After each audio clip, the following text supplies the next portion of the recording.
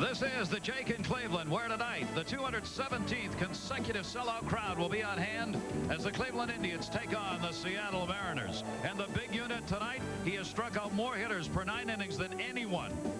Well, Randy Johnson's a very intimidating guy because of the fact that he throws very hard. He's a very tall guy, and when he released the ball, he's almost halfway to the man to home plate. A little frightening.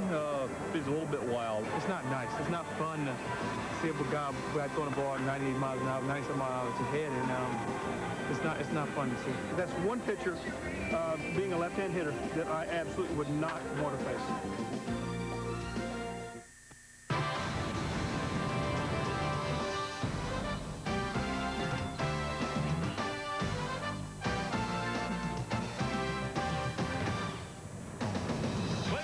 Off to a great start, 10-2. Kenny Lofton, their leadoff batter, will be in there tonight. The cleanup hole, Manny Ramirez. This team has home run power, and they've got their starting catcher back. Sandy Alomar Jr. will be behind the plate. A major task for these Cleveland hitters, Randy Johnson. He has made 3 starts this season without picking up a win, but 15 strikeouts in his start against the Red Sox on Friday. Seattle needs a W, and they need a big night from him. Lou Piniella's hope that he doesn't have to go to the bullpen. They're 0-4. 0 for 4 in save opportunities and struggling mightily. But his team does have power. 26 home runs leading the majors as a team, and Ken Griffey Jr. leading that pack, the second youngest in Major League history to hit 300 home runs. Tonight, the Cleveland Indians will have their young right-hander, Bartolo Colon, on the mound. 2 starts, a 1-0 record. But Randy Johnson is the story. Can he get a win in his 4th start? We're going to find out. Coming up next on Wednesday Night Baseball.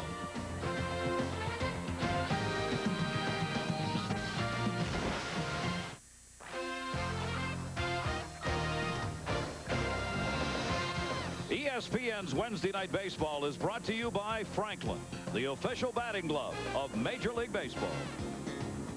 Hello, everyone. Welcome to Wednesday Night Baseball here on ESPN. Gary Miller with you in the studio, keeping you up to date on everything else going on in the major leagues. The day started with a historic occurrence in Shea Stadium. The Yankees in town for the first time since they borrowed the place in 1975.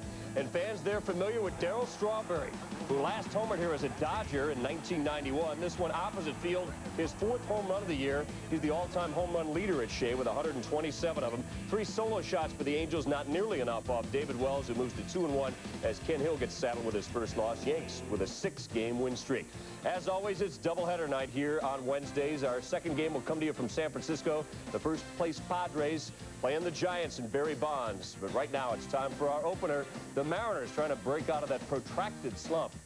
Gary Thorne and Ray Knight bring you Seattle and Cleveland.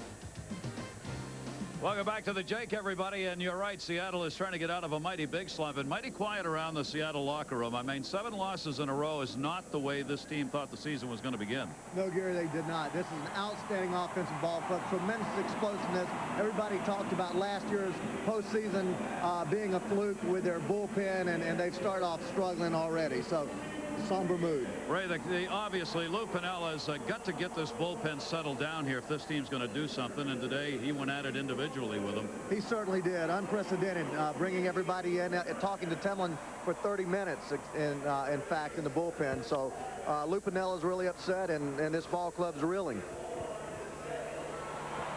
Let's take a look at the Nextel starting lineup for the Seattle Mariners. Joey Cora will be leading it off. He'll be at second base. Cora, a real spark plug on this team.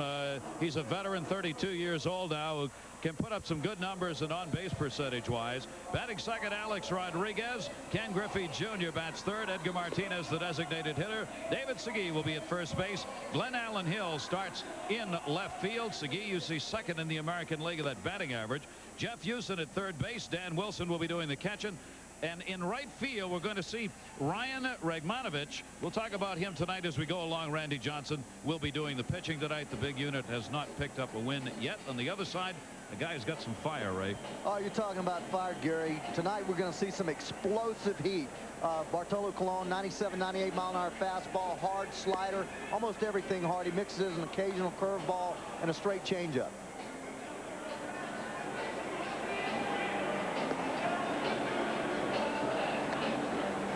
See Cleveland's defense here. We're going to highlight Omar Vizquel. What a tremendous shortstop he is. Talking before the game to Grover. Tremendous play. Friday night opening series here. Watch the play up the middle. Edmonds runs very well, dives, throwing from his butt, throws him out. He said that that's the best play, Vizquel says, best play he's ever made. That's a pretty high compliment for yourself right there, isn't it? As many good plays as he's made. Here at the Jake, some cloudiness today, no rain. A pretty decent night on hand right now. It'll be a little bit cool. The wind blowing in from center field, and not a big wind here tonight. In fact, relatively quiet for this time of year, and we're ready to go. Great to have you with us here Wednesday Night Baseball. The first game of our doubleheader tonight. Seattle 3-10, Cleveland 10-2, and we are underway. Joey Cora at the plate, and Cora takes the strike. See the numbers that have been put up by Cora so far. He's had a hit in every game. 13-game hit streak to start the season for the 32-year-old. Is a lifetime .277 hitter and a good on-base percentage. And when he gets on base, he causes problems for pitchers. He's a good base runner, smart base runner. Colon's pitch, and that one misses outside. See, already 96-mile-an-hour fastball. His last start on his 128th pitch, he threw a 97-mile-an-hour fastball. So not only is he strong early, he maintains that. And that one hit in the air to center field. Lofton will drift in underneath this one. Ball being blown in a bit. Cora's retired. Colon gets the first out, one down. This 22-year-old right-hander has come up with a new pitch this year. He's throwing that two-seam fastball, Ray. We were talking with his skipper, Mike Hargrove, about that before the game. Well, it just creates a lot of situations for him. Everybody can hit a 97-mile-an-hour fastball if it's out away from him. Most everybody in the big leagues, if it's out away from him. His fastball normally is true blue, and his problems has gotten to where he's throwing the fastball fat out over the plate. He's giving him a little bit more 92, 93-mile-an-hour fastball when he runs at two seams and it eats up the hitter. Hargrove said it's one of the best pitches, most dominating pitchers he's seen in a long time, that new two-seamer this kid's come up with. He's gone from being a fly ball pitcher to being a ground ball pitcher now. Rodriguez, Alex Rodriguez, the shortstop up there, 254 at the start of the season, takes the pitch away. 1 ball, 1 strike count for one of the game's real great young players. Only 22 years old, .314 career batting average coming into this season. And that fastball catches the inside corner, 1-2. Well, you're going to see that right there was a two-seamer, a little bit of sink, 91, 92 miles an hour. When he throws his four-seamer and gets up there around 96, 97, it will generally be high up in the strike zone. 1-2 delivery, and he got him to chase. And he gets the strikeout. K number 1, Rodriguez down. Well, I'm going to predict right now that we're going to have about 25 strikeouts tonight. Here you go with a four-seamer, right. Pretty quick replay right there, but 95, 96-mile-an-hour fastball right there, boy. You just cannot get on top of that thing. He's got a 1-0 mark coming into this game with a .263 earned run average. Both his starts this year came against Anaheim. He had a complete game shutout in an 11-0 win in his first game. And he'll face Ken Griffey Jr. Leading the league in home runs. .260 batting average, 6 homers and 15 RBIs for him. Down to first base, the slow roller. Play to the bag by Manto, and that's going to do it. So the 22-year-old right-hander throws only 10 pitches in the first inning, and Colon has retired the Mariners. Indians coming up. The 34-year-old left-hander, who's about as scary to face as anyone has ever been in baseball. He's already been 4 this year, so guys have weak knees when you take a look at Randy Johnson. This is the Nextel Indians lineup that will go against him. Kenny Lofton will be leading it off in center. Career batting average in April is the best among active players in the American League at .327 for his career. Rest of the lineup looks like this. We'll get a look at Mr. Bell. This is the youngster who's going to start. David Bell will be at second base in this ball game. Sean Dunston will be the designated hitter. Manny Ramirez will be in right field. Geronimo Baroja in left. Sandy Alomar Jr. doing the catching. Travis Fryman will be at third base. Jeff Manto's got first, and Omar Vizquel at short. Well, we talked about Randy Johnson. Everybody talks about intimidating, and the reason is that he has a tendency to be wild up and in, especially left-handed hitters. Talking before the game to Kenny Lofton, he said that he feels that Randy does it on purpose, and Randy was wild early in his career, but he settled down with his baseball balls the last 2 or 3 years. So if he does come up in on the hitter, a lot of times it is intentional. Great fastball, as everybody's noted, 97, 98, but his slider these hitters, as I talk to them around the cage, they believe that's his best pitch. On the defense, you see the right fielder out there, Radmanovich. Nobody knows about him except us. We found out that he was acquired to spring training, right into spring training from Minnesota, career minor league player. Did hit 28 home runs last year in Tacoma. Actually, Salt Lake City was in Tacoma, called up a couple of days ago to play right field.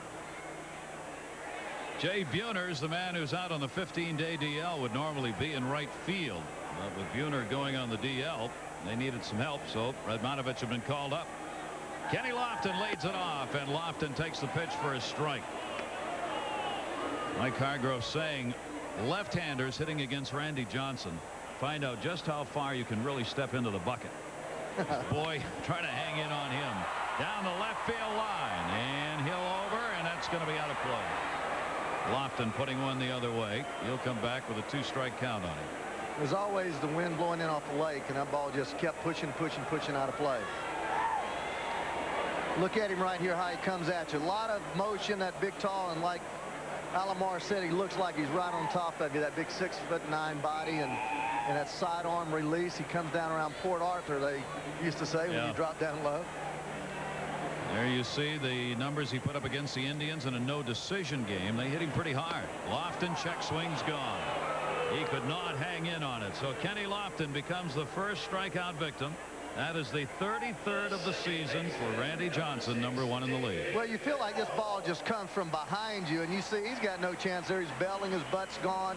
But watch how he drops down here and comes from way down under, and the ball just keeps on biting away, and it was actually a call strike anyway. So 1 down, and he starts right where he left off in his last start with a strikeout. But it's the W that's going to matter more than anything else in this game. There you take a look at David Bell, picked up on waivers from St. Louis. How about having to make your first start in a Cleveland uniform against Randy Johnson? Bell came off the St. Louis Cardinal roster after having a great spring, but just nowhere for him to play. And Bell getting a chance here because infielder Enrique Wilson's got torn ligaments and has gone on the 60-day DL. So the opportunity for him now is to put up some numbers here and maybe find a place in the organization as a utility fielder. Fouls off the fastball, straight back, 2-ball, 2-strike count on David Bell. You see his fastball is 90, 91 miles an hour right now. Mike Hargrove said that the first start that they faced him earlier this year that he wasn't throwing well. Johnson wasn't throwing well, that he only got up to about 91 on the gun, and generally these guys are used to seeing him throw 96, 97 miles an hour. So he hasn't reached that strength point yet where his fastball is up, and we'll see how he progresses tonight. As we said, he has not had 4 starts without a decision since 1993. In the 2 no decisions he's had this year, the bullpen blew leads he had when he left the game. The other one he got romped on pretty good for the loss. That one hit in the air to left field and pretty deep. David Bell, first at bat as a Cleveland Indian, gives it a ride, and it's off the wall. Bell makes the turn at second base. Hill's got to track it down. They're going to wave him home. Going to try for the inside the park. He's got it. David Bell's first at bat with the Cleveland Indians, and inside the park home run.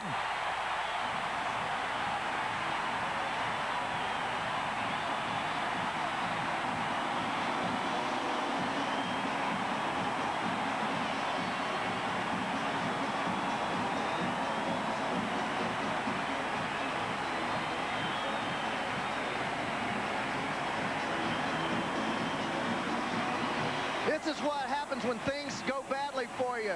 We mentioned 7 losses in a row. This ball going back to the wall. You wonder where your center fielder is right here. I don't even see Kenny Griffey coming into play. But a bad relay. The ball comes in, hits Jeff Houston right there, and he messes it up. That's what happens when you don't execute, and that's what happens when you're losing 7 games in a row. Everybody begins to press.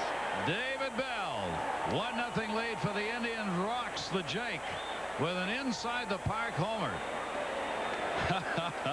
That's a lot to smile about. He's getting it, probably worn out. He hadn't been playing much, but right there, he's dead duck if he catches that ball. Just a routine catch and throw, and you see big leaguers do it all the time. Not catch it, not be able to throw it. That ball hit in the air by Sean Dunston to Griffey. And there are 2 down. I think Randy Johnson's been around a long time, that he's the type of guy that stops losing streaks, but certainly you don't like to see that happen first part of the ball game. But again, wind blowing in, that ball's out of the ballpark easily. If the that gust of wind out there, probably 20 miles an hour, wouldn't you say, Gary? Absolutely. And the flag was up straight on when that ball was hit. Bell gets his 5th major league home run, the first one he's ever had in the American League, in his first at-bat. You won't forget it. No, that's sweet. Manny Ramirez takes it inside for a ball. Wow, what a start. Randy Johnson's given up 4 homers this year. The other 3 left the park. All have come by right-handed batters. And there is David Bell in the long history of Bell baseball players. He now puts himself in the record books with a momentous moment, celestial, if you will. A 1-ball, 2-strike count on Manny Ramirez with 2 down. That'll get Hargrove smiling a little bit there, so I knew I should start him tonight. Smart man. Makes managers geniuses when those kind of things happen. 2 balls, 2 strikes on Ramirez. That shows you the player that David Bell is. He's bounced around a little bit from Cleveland into St. Louis. Never really getting a chance to play over there with LaRussa, a little bit at short, a little third, a little second. But he had to be running hard all the way, even though that ball was hit real hard. He was running all the way right out of the box and enabled him to get an inside park home run. And I do wonder with you, Ray, where was Ken Griffey Jr. on that, though? There was nobody backing up. When Hill went back to the wall, if he wasn't going to make the catch, that ball was going to bounce away, and Griffey was nowhere near backing up his left fielder that time. Well, he should have been over there, and he knows it. And sometimes you get caught watching, and I know Kenny Griffey, I mean, he busts his tail and such a tremendous player, but he took the lineup card out, as you saw, and if there's anybody that's embarrassed about mediocrity and struggling, it's behind Lou Piniella. Yeah. It would be Ken Griffey Jr. To short, big hop there for Rodriguez off the bat of Ramirez, and that'll do it. That inside the park home run by David Bell is the first inside the park home run ever to be hit here at the Jake. This is David Bell coming home with that first.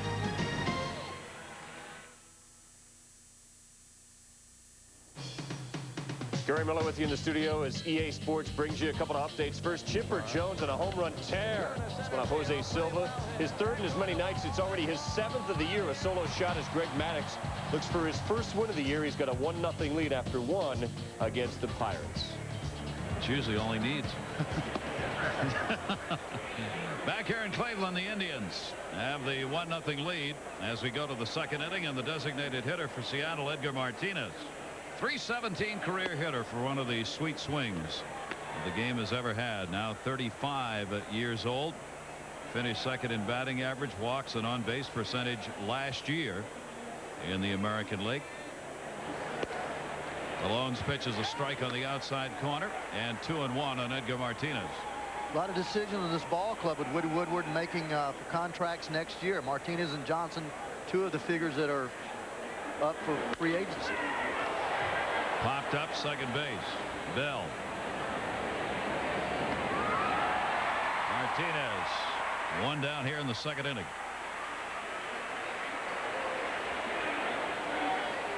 Seattle Mariners 7 consecutive losses, yet they lead the majors in home runs with 26. But the bullpen of Lou Piniella's has just given up game after game for this team. Even though it's early on in the year, you got to get this kind of thing settled down.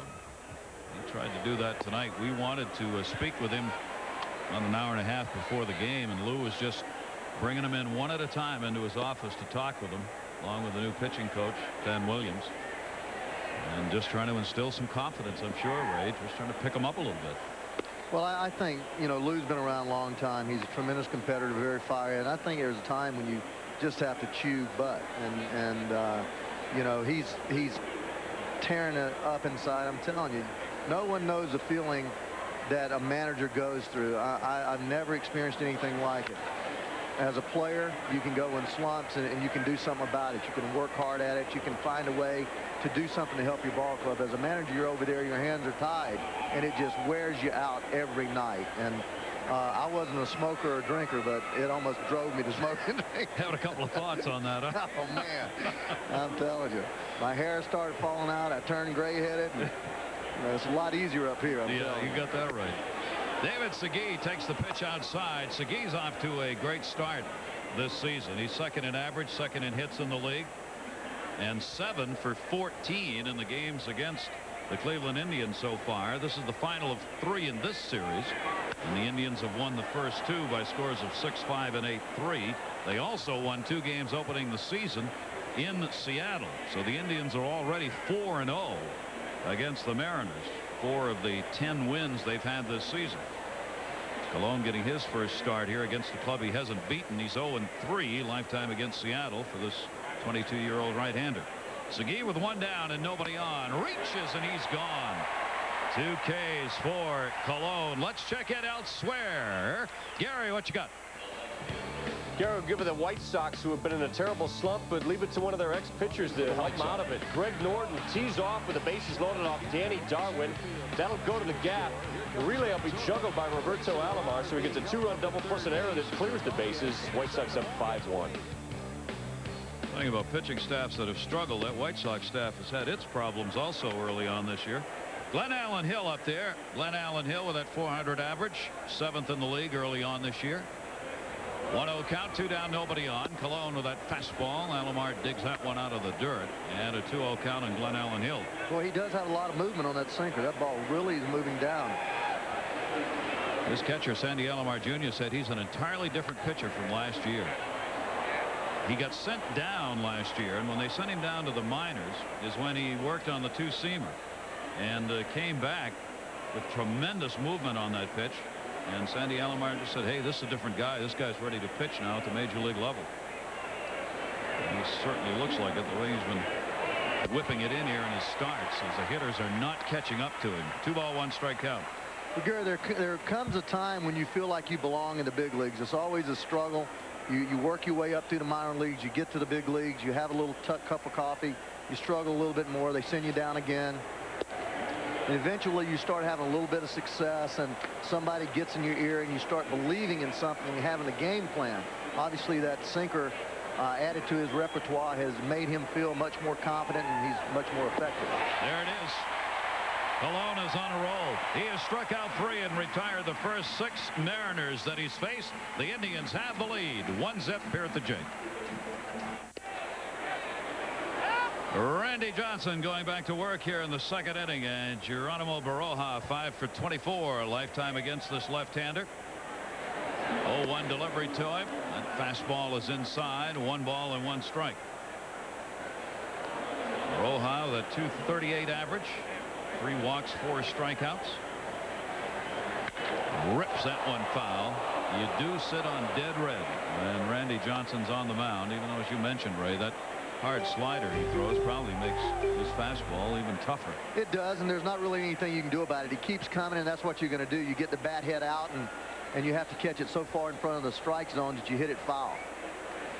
Baroja down on the count here. Ball and 2 strikes. Randy Johnson 1 strikeout so far. Add another one onto that one. He's got 2.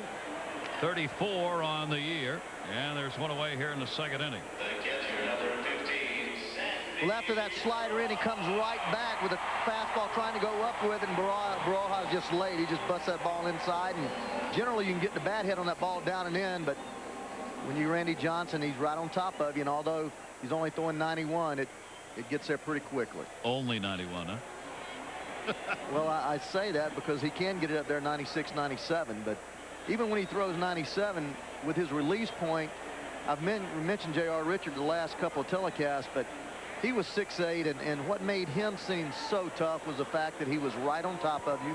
He threw 95 miles an hour. Well, that's what the gun shows. But your eyes, it looks like it's about 105. You saw the umpire, home plate umpire, Ed Hickox, turn around. They called Randy Johnson for taking his hand to his mouth, and the count's 2-0. That was a called ball because he did not have permission to go to his mouth to dry his hands here in what he thought was a cold enough night.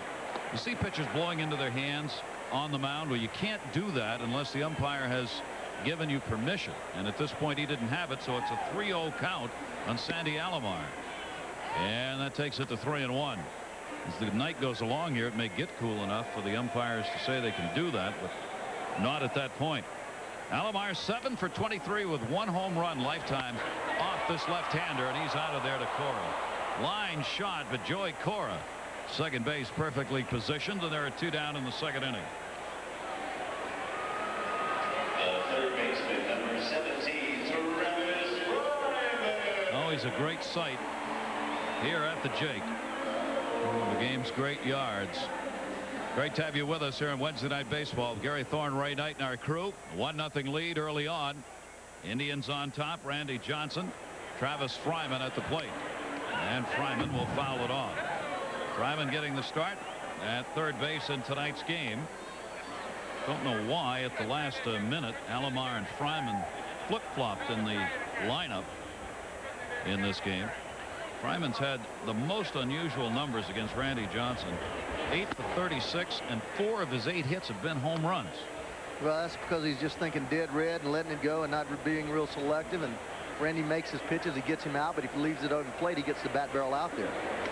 And that one almost all the way to the screen off the end of the glove of Dan Wilson, and a 2-1 count. But Travis said before the game that it wasn't Randy's fastball that bothered him. He seems to be able to see his fastball pretty well, that it runs away from him a little bit, and he feels pretty comfortable with his fastball. But he says that when Randy gets him out, he gets him out on that hard slider in. 2-1 delivery to Fryman, and the fastball away this time, and the count goes to 3 balls and 1 strike.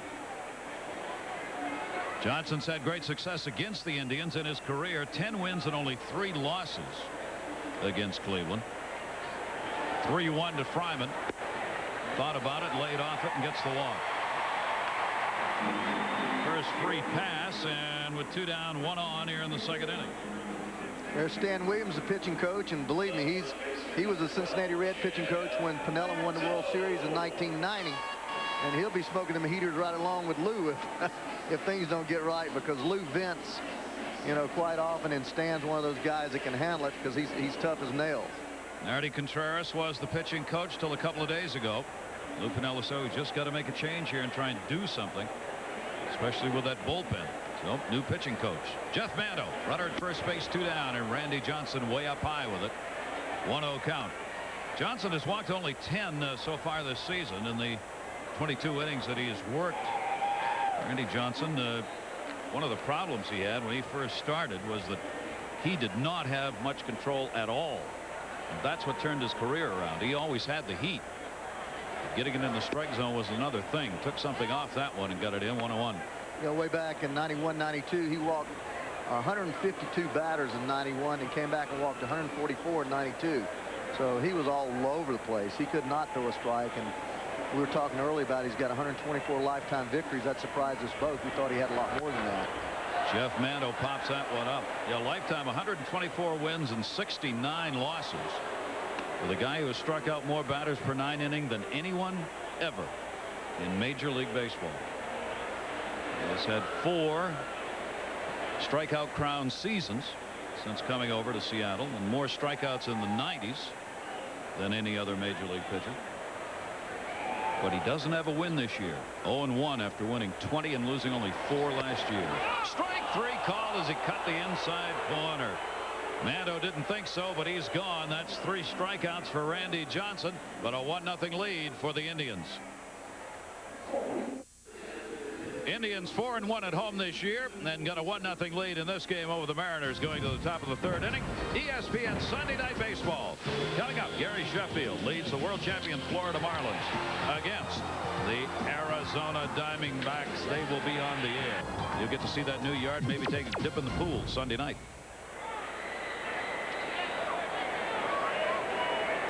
You can rent that whole pool down there at that new ballpark with the Diamondbacks. Like $2,500 or something, I guess, for a game. Oh, $4,000. How'd you know that? Sounds like something you do. Well, that'd be a pretty good night, wouldn't it? Pretty good night. You take 4,000 friends. That's right. Buck apiece. Indians leading this one 1-0. And Jeff Houston coming up. Yeah, but you'd be one of them. Thank you. That's what matters. You know what I mean? Bottom 3rd of the order. Bartolo Colon has retired all 6 Seattle Mariners that he's faced. No walks, 3 strikeouts for him.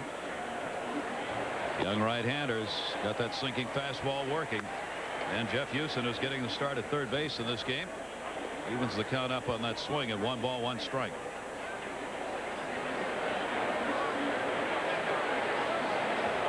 In at third base, looking for a bunt that there won't be. Popped up behind the plate. Alomar can't find it, but didn't matter.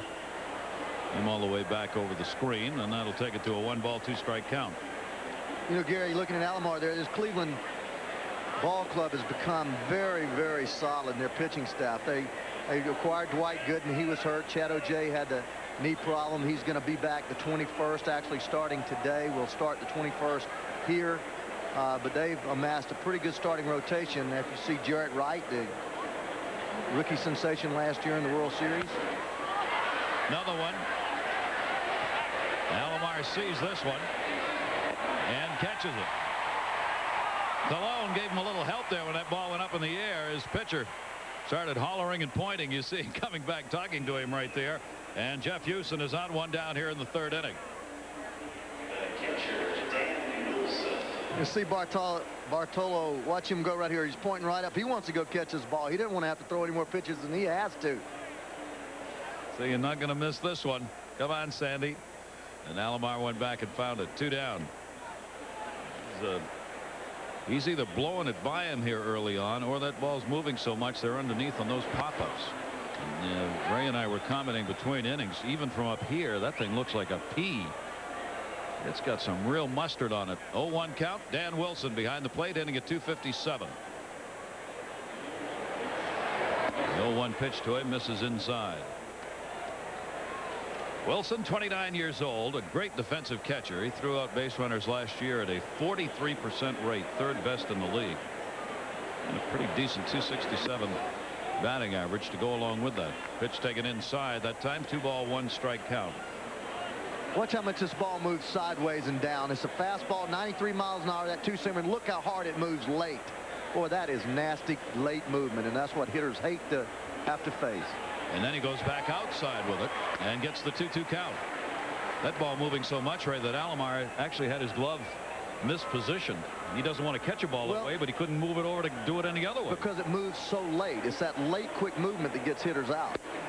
Tried to get him to chase one there, couldn't do it, and a full count on Wilson.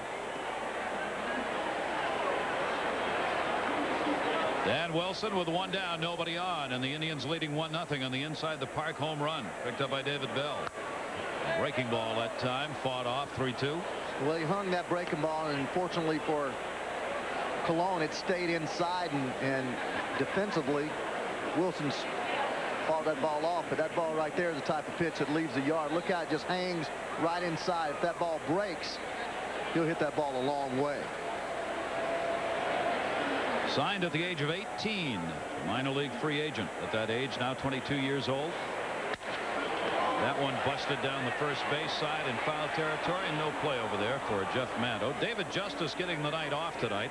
As you might expect, Justice not playing with the left-hander Randy Johnson on the mound. He's so tough against left-handed hitters that even some of the good ones like Justice don't start against him. And Jim Thome, you're talking about 73 home runs that Grover took out of the lineup tonight. Mike Hargrove, affectionately known as Grover. Thome and Justice probably don't mind watching this game right now, especially if the Indians win. A 3-2 count again. Colon's overhand fastball. He got him. Who's going to have more strikeouts tonight? Colon or the big unit? That's 4 now for this 22-year-old. That's some serious juice. Watch him go to the 4-seamer now. We talked about the 4-seamer being up around chest high, and just watch this ball, how it jumps right at the end. Boom. And that's tough. You change quadrants in the strike zone. You throw down with the sinker, up with the fastball, take a little off of the breaking ball, and makes it very tough on the hitter. 2 down, bases empty. And Ryan Radmanovich from Calgary, Alberta, Canada. 26 years old. Played 5 full seasons in the minor leagues. There you see the numbers with Tacoma AAA. And gets a major league opportunity because of the injuries. Injury to Jay Buhner that took him out of there. And here he is getting the start in right field. Well, I guarantee you he's not seen anything like this in AAA. Say, where did this come from? 0-2 count on him. Missed with a fastball inside, 1-2. Not for very long anyway. No, that's right. He apparently is the first Calgary native ever to play ball in the majors. You know, Calgary, Alberta, Canada. 1-2 delivery, and that one slides away, and the count goes to 2 balls and 2 strikes. He played on the '92 Canadian Olympic team, attended Pepperdine University in '93, where he played some college ball, and an all-West Coast Conference player. But he, like the rest, can't hit that. 5 strikeouts in 3 innings for Bartolo Colon. Scoreless game with the man aboard against Steve Traxel of the Cubs at Shea Stadium. Second game of the day there, and second home run of Rick Reed's career, a clothesline off Steve Traxel, who gave up the most gopher balls in the league last year. Reed also homered last year against the Reds, but after our esteemed colleague Ray Knight left. Got you that time. Randy Johnson, Omar Vizquel's up, 1 strike count on him. And the big unit's fastball misses. 1 ball, 1 strike. Vizquel batting in the number 9 spot. 4th best average with that .412 number in the American League. Johnson took a little off that. Caught the outside corner. 1-2. That's more of a curveball that he throws on occasion. Vizquel launches that one down the left field line, but it'll be a foul ball. Souvenir and a 1-2 count. Gary, when he drops down and comes from that angle that's so acute, sidearm, that ball is coming at such an angle inside that you cannot do anything. It's almost slicing across. Look at the angle of that ball's coming in onto the hitter. Vizquel looks like he might have hurt his side right there. Omar Vizquel with a 1-2 count and chases heat, and that's the 4th strikeout for Randy Johnson. Vizquel already has a bad finger that he injured on a head-first slide. That time it looked like it may have been more to the side of him. Well, he has no chance on this fastball. Johnson doing the same thing that Colon does, and watch him wince right here at the end. He almost. That pitch would make you wince. Vizquel, the strikeout victim. That'll bring up Kenny Lofton. Lofton also called out on strikes his first time up. 2 for 9 in the series, and Lofton doesn't like it at all. Well, Gary, before the game, Kenny Lofton talked to me about Randy Johnson. He said he does not like facing Randy Johnson because every time he faces him, Johnson throws a ball at his head. Here we go. Both dugouts have emptied. And it's pretty serious now. Lou Piniella down there had to be moved away as he started moving in on Lofton. They're restraining, the umpire restraining Piniella, and Hargrove taking Lofton away. Well, Kenny Lofton, he talked about it very candidly when we talked to him before the ball game about Randy Johnson being a headhunter, and he seems to throw at just certain hitters. Look at this. This is Piniella. This is Piniella that Lofton is after, and you see Pinella's, that's Barnett, Larry Barnett. The crew chiefs had a headlock on him, trying to hold him back. Ken Kaiser there. Piniella is really hot. Well, that's a lot of frustration right there, man, and I know that man very well. He's not playing either. But this is what happens a lot of times when you're down, lost 7 ball games. You know, and it's sometimes you do this to try to get your club lit up. Ray, we ought to make, you made the point here, and I think we ought to emphasize it to fans, you as a player, former player and manager, when you call a guy a headhunter, that is a serious indictment from a ball player. It is, and I was very careful to say that on the air nationally, but the fact is that's what Kenny Lofton said, and he said that he didn't care if I repeated it. So, you know, I'm repeating it because he said that and because it happened in this ball game. And he obviously feels that very strongly about it. And he said to me, just to reiterate, that the last 4 times that he's faced Randy Johnson, he's thrown a ball at his neck, up and in. He said, I don't mind people throwing at me down around my waist, but it's ridiculous that the ball comes up and in at me.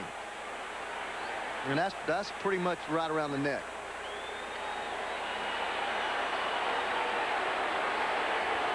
Johnson hollering in after that pitch to Lofton. He said that's a slider. He said if I want to throw and hit you, I'll throw the fastball. He said that was a slider. And that is true. That looked like a slider to me, and he's certainly not going to come in there. But look at Lou. I tell you what, he says, come on over here. Is he talking to Lofton there? He's talking to Lofton. Well, he ain't kidding you, buddy. He wants to get some of that frustration out of him. Now, the home plate umpire, Hickox, has gone out to the mound here. I have not seen a warning issued yet. If a warning is issued, then obviously if again they think you throw at a hitter, you're gone. Both managers were talked to by Larry Barnett. Piniella, I can't believe he wasn't thrown out of the game, but Larry Barnett, a veteran umpire, handled that well. Now he's going to pitch to him again. A 1-0 count. Lofton. Oh, baby. Lofton's on his way, and here we go. Both dugout empty. The bullpens are coming in. I don't know if a warning was given. I never saw the home plate umpire turn around and point upstairs. But, man, that was chin music for the second consecutive pitch on Kenny Lofton. Well, I guarantee you that wasn't a slider. That was a 90-plus mile-an-hour fastball. Somebody's been thrown out. Sandy Alomar Jr. is being restrained. Somebody just got thrown out of the game by the home plate umpire, Ed Hickox. It may have been Sandy Alomar, the catcher. Well, I'm sure that he's upset because Randy wasn't warned to start with. I mean, any time that you have both managers coming out on the field, all the dugouts emptying, the bullpens emptying, there has to be a warning regardless. There needs to be a warning that cuts everything out. Then you automatically eject the pitcher the next time it happens.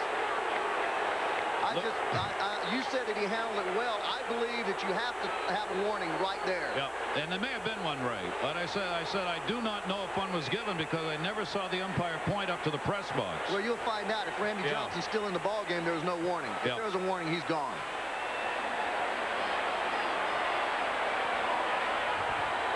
There are some heated players down there right now. That's not a very good matchup there, Vizquel and Johnson. Omar Vizquel went out to talk to Randy Johnson. Stan Williams, the new pitching coach, standing to the right there, immediately went out and stayed between Randy Johnson and everybody else. Ray, before the game, we said this was going to happen. We were talking about there's going to be a headhunting contest tonight. We said there's going to be an emptying of the dugouts. Because Seattle's lost 7 in a row and Randy Johnson's pitching and the bullpen for Seattle's terrible, he's got to get a lot of innings in tonight and try and turn this thing around for Seattle. It's happened. And you're looking at two ball clubs that know respectfully that they are the best ball clubs in the American League. I think both of them really believe that. All right, let's take you back how this thing started. Now, this is the first pitch thrown to Kenny Lofton when he came to the plate. The first one. Now, he's saying this is a slider. That's what he claimed afterwards. That's not a slider. That was a fastball. That was not a slider. That looked like the second pitch to me. Was that the first pitch? That was the second pitch. That was the second pitch. That was a definite fastball. Now Barnett. Randy Johnson is out of the game. So apparently there was a warning issued, and Randy Johnson is gone.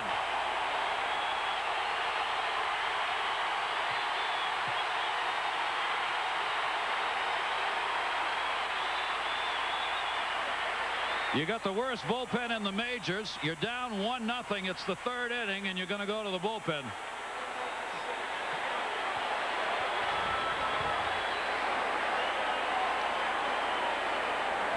I think Lofton may have been thrown out as well because he got led over to the dugout by the umpires, and it certainly would make sense that Johnson and Lofton and maybe Alomar, I think Sandy Alomar Jr., the catcher, was thrown out as well by the home plate umpire in the discussion that started after that second pitch.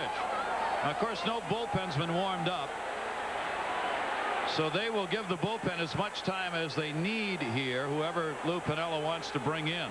There's Sandy Alomar Jr. They ought to be pretty warm. They ran in from the outfield twice. Yeah. Yeah, in fact, they hardly got out there before they had to come back.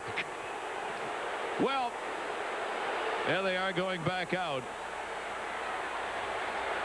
Randy Johnson, 2 inside pitches thrown to Kenny Lofton. That's a backup slider there. That's the first one. That's the first one. And Lofton and Johnson got into a heated debate. Johnson kept walking into him. That's a slider. He said, that's a stinking slider.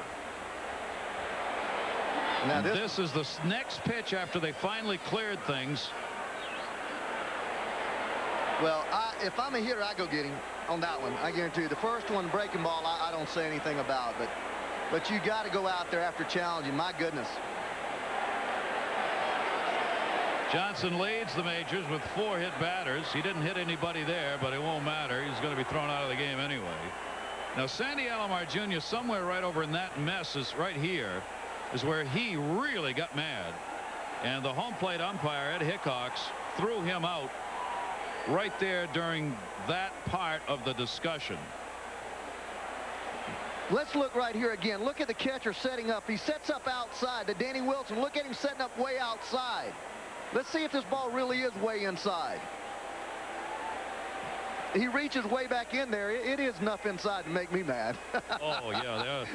That was the message right there. Well, I was seeing Danny setting up outside. I said, wait a minute. That ball may not be as inside as it looks. It was as though he'd set him up for a breaking ball away on that pitch. I'll tell you that much. Well, we're going to have a bunch of new players joining us here at the Jake. Wells has come on to do the pitching. Bob Wells. And he will warm up on the mound, obviously, and will take as much time as is necessary. It'll be up to him to say when he is ready. Sandy Alomar Jr. explaining how he got thrown out of the game, and Cleveland still got a 1-0 lead. We'll be back. Well, Bob Wells, a 31-year-old career minor leaguer, really, will come on in relief of Randy Johnson. He worked 2/3 of an inning yesterday. Did not have a particularly good spring, but made this ball club because they needed some arms. Bob Wells was with this team starting in July last year. Actually was named a closer at one point for a couple of games, but he comes on here in long relief. So now Lou Piniella, if there was a warning issued to Randy Johnson, Lou Piniella is automatically thrown out of this game. He was out there talking to the umpires. Larry Barnett, the crew chief's coming in to talk to him right now. Also, with Kenny Lofton thrown out, they'll have to get a new batter up to the plate here to face Wells. And you see Piniella talking to Barnett. Piniella was very much under control on that second knockdown pitch when he came out. He had to be, man. He was totally spent after that first. He also knew he was gone. he was huffing and puffing over there. He was spent after that first exhibition. Man, oh man. As everybody came off the field, there isn't even anybody out on the field right now. Some fans there sitting down in those seats that are dugout level. Apparently we're giving Lou Piniella a tough time, so the umpires have come over to try and settle that down. Well, I don't think they warned him. I don't think there was a warning. I just because first of all, you can't lose Randy Johnson. If they warned him, you can't lose Randy Johnson. Randy Johnson was thrown out because of his participation, I think, in what was going to be a brawl. Because Lou would be gone, Lou's not gone. And I agree, Ray. I can't believe there wasn't a warning, though. No, I can't either. But we never saw the sign given. Both managers were talked to, and Larry Barnett talked to Randy Johnson, but that was it.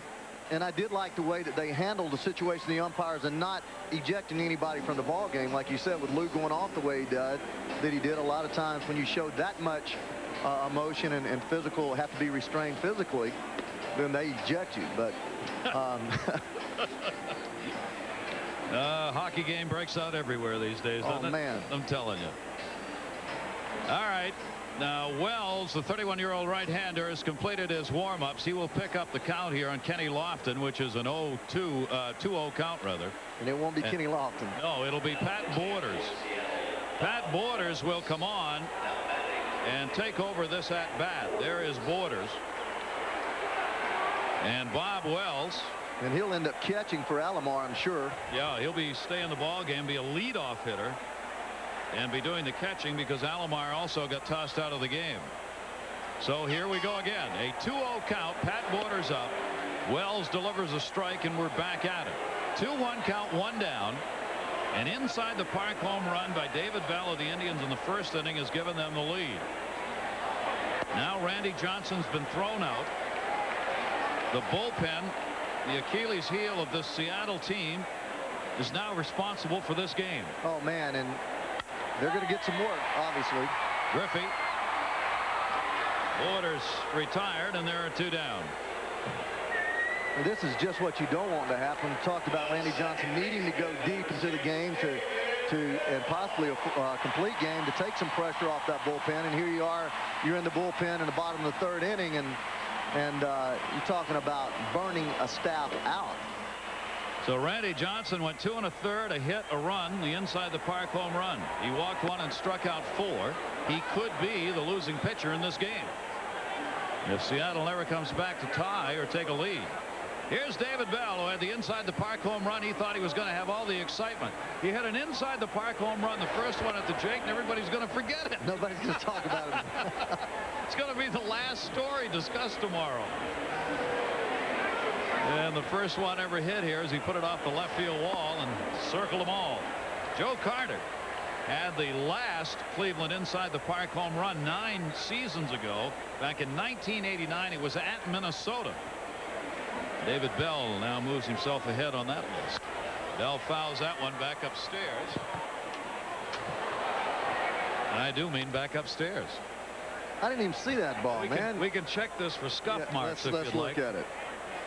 Well, it's a Rawlings, and it's Fish American League. We're not involved in this. I didn't throw at anybody. 2 ball, 2 strike count on Bell. And the breaking ball misses down low. Did not go around. Larry Barnett's had a long night already, the crew chief here. 3-2 count, 2 away.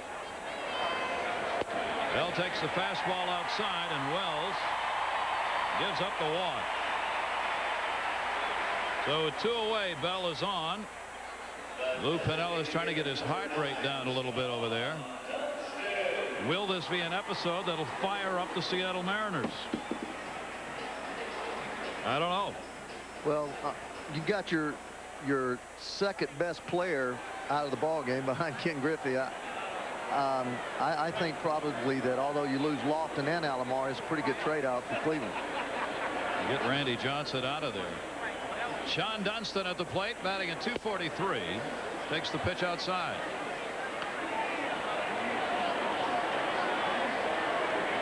He is the designated hitter. Flied out to center field his first time out.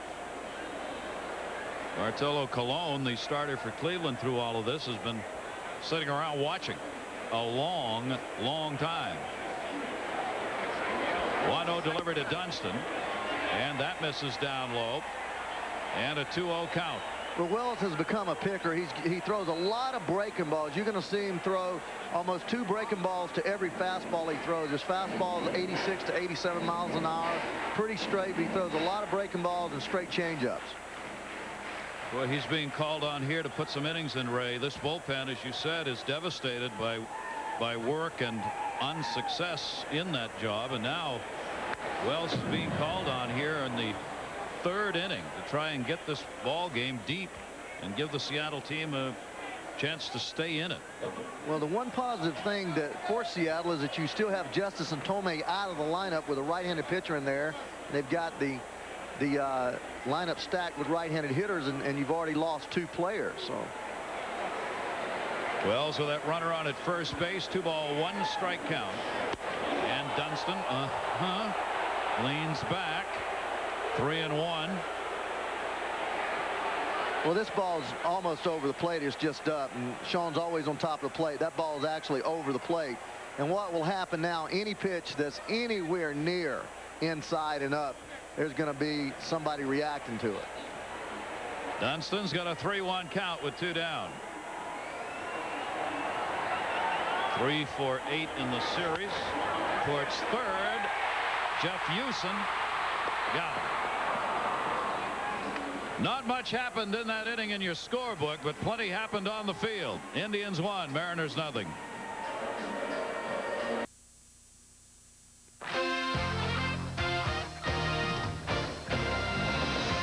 ESPN's Wednesday Night Baseball is brought to you by Triple Play 99 from EA Sports. You've never seen baseball like this. A wild night early on at the Jake. The Indians have the 1-0 lead as we go to the 4th inning. Changes here because of the players thrown out of the ball game. Sandy Alomar Jr. no longer doing the catching. Pat Borders, who came on to take Lofton's at bat, will stay on and do the catching for the Cleveland Indians. Brian Giles moves into center field. Lofton, who had been there, also thrown out of the ball game. Wow. Now Mike Hargrove's Indians, Ray Knight, is there retaliation? No way. No way. This is a long season. Sometimes around June there'll be a retaliation, but no way. This young pitcher, this ball club, you just put it back in your file and you remember it and get to it sometimes later, but not tonight. Colon has retired all 9 he's faced. Joey Cora fired out his first time up.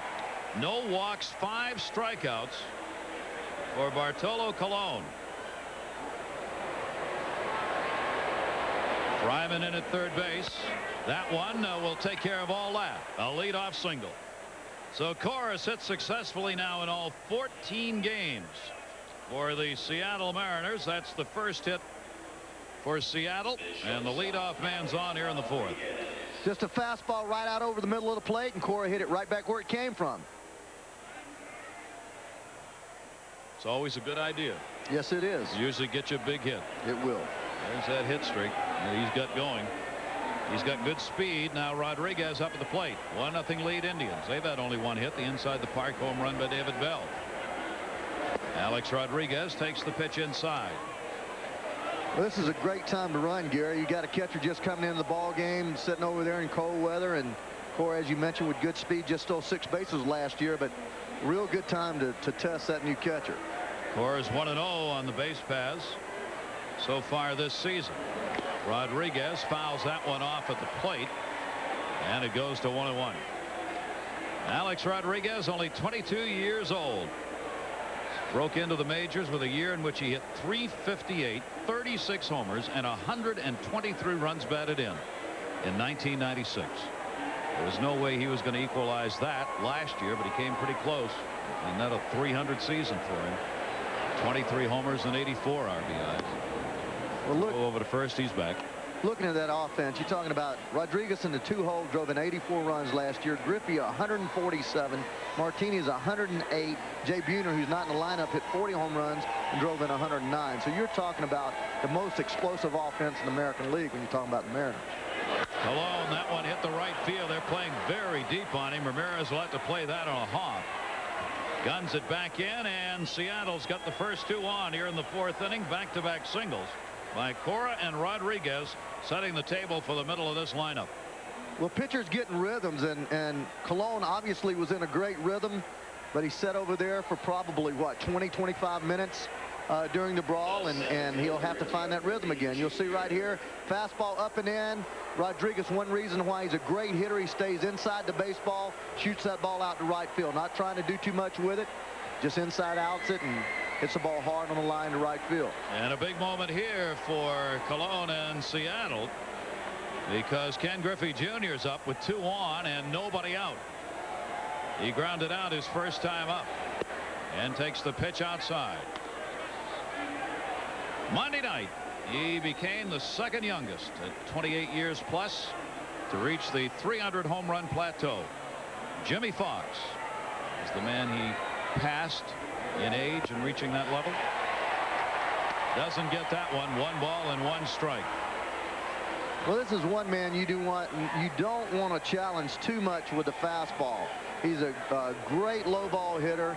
There you saw a changeup. But you don't want to challenge him too much. He's probably got the fastest bat in all of baseball, he and Sheffield. Down to first base. Jeff Manto looks, no play anywhere but first, takes it there. Cora moves over to third. Rodriguez goes down to second base. 2 in scoring position with Griffey retired, 1 away. He's hit a couple down to first base. Now, with only 1 away, designated hitter Edgar Martinez will face this youngster. And the 1-0 Cleveland lead in jeopardy right here in the 4th inning.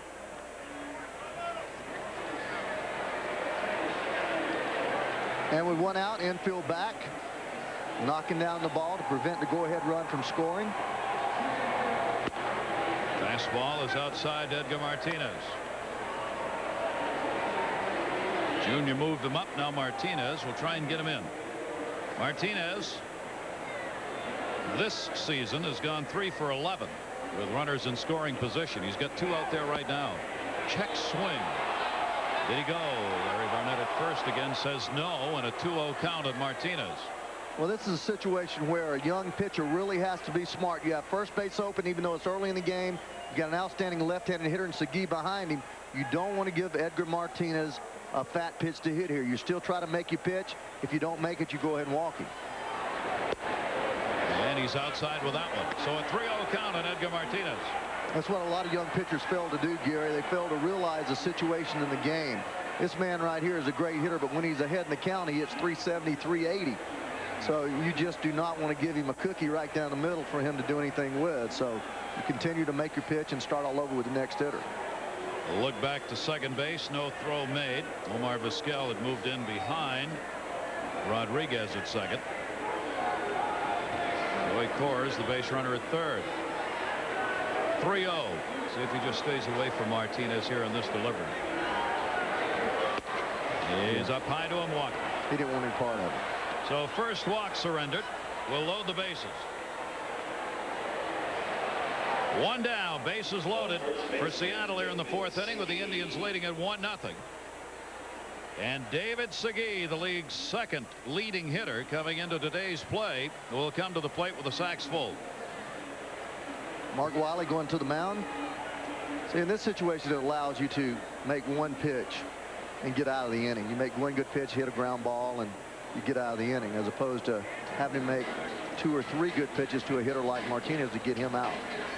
David Segui, not a fast runner. If you can get the ground ball off Segui, you've got a good chance to pick up that double play. Is grounded into 1 so far. Our in-game box score for you here. The Mariners batters, they have struck out 97 times this season, most in the American League. You see up top there those 97 Ks, 5 added to it tonight. But Cora and Rodriguez have picked up hits here in this inning, and they are on. Cora's at third, Rodriguez at second, and the walk to Martinez has loaded him up. And David Segui will get the opportunity. Segui 4 for 14 with runners in scoring position this year, including a home run. Colon will be looking for that ground ball to try and turn 2. 1-0 Cleveland lead. Segui, first ball hitting, pops it up short. Vizquel.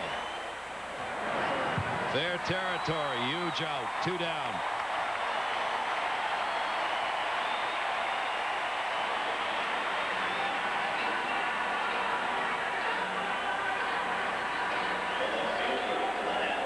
Segui normally very patient. This is that fastball up, waist high. You just can't get on top of that ball. And look how frustrated he is. Throws the bat down.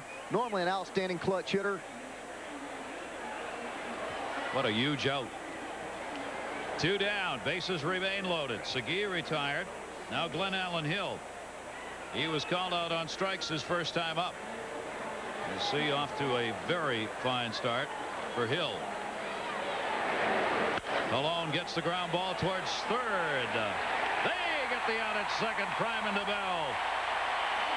Colon, the youngster, cool, calm, and out of it. Indians up 1-0.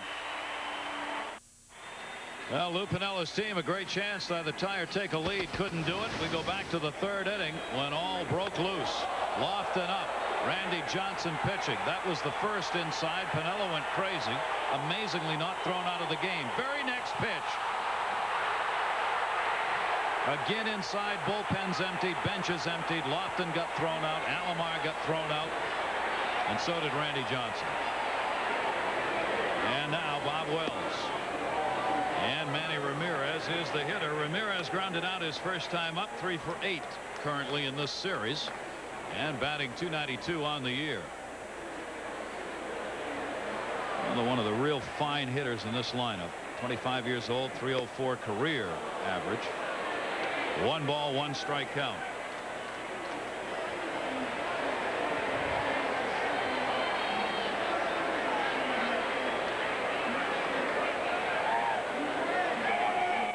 Wells with a 1-1. Outfield straight away on Ramirez. Popped up first base. Segui. Ramirez retired, one away here in the bottom half of the fourth inning. Take a look at the in-game box for the Cleveland Indians. You see the ejections that occurred in light of the incident in the third. Lofton, Alomar gone for the Cleveland Indians. Bell the inside of the Park home run. And that has been it offensively. Only one hit in this game for Cleveland. Baroja takes the pitch outside for a ball.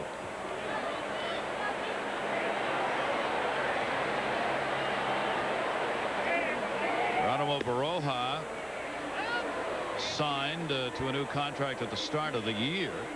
Probably wouldn't have happened if Brian Giles had more belief in Giles. Is off to a great start. Mike Hargrove said as much. He said with Giles playing the way he is right now, if we had known that, we would not have expended the money on Baroja, because we really are a bit overstacked in that department now. Yeah, and then they just come back and sign Giles this week with a 3-year deal. So Giles got a new 3-year contract with another option. Fisted on that one, right back to Wells. Makes the play over to Segui. Baroja is retired, and there are 2 down here in the fourth inning with the Indians leading at 1-0. Well, we were joking before the game, as was Lou Piniella, the skipper of Seattle, about maybe it was time to start the relievers and then bring the starters in later. He said, well, we're just really joking about when we say that. Well, that's about what's happened in this game, with Randy Johnson working only 2 1/3 innings, their starter. Here's the bullpen on early. 2 down, bases empty. Breaking ball catches the inside corner. Brian Giles will get his first at bat as he is sitting in Sandy Alomar's spot. You see the start he has made. Whoa, putting up some real big numbers. Getting back to that pitching, Gary, it all boils down to confidence, and Piniella's talked about his relievers just not having confidence, and they need to have something to build on. Tonight may be the night. He really believes that everybody in that bullpen has set up or closer stuff. Hit in the air, shallow left field. And Alan Hill drifts underneath and puts it away. So Wells retires the Cleveland Indians in order. We've completed 4 here at the Jake. Wednesday Night Baseball. Indians lead. Great to have you with us here in the first half of our doubleheader on ESPN's Wednesday Night Baseball.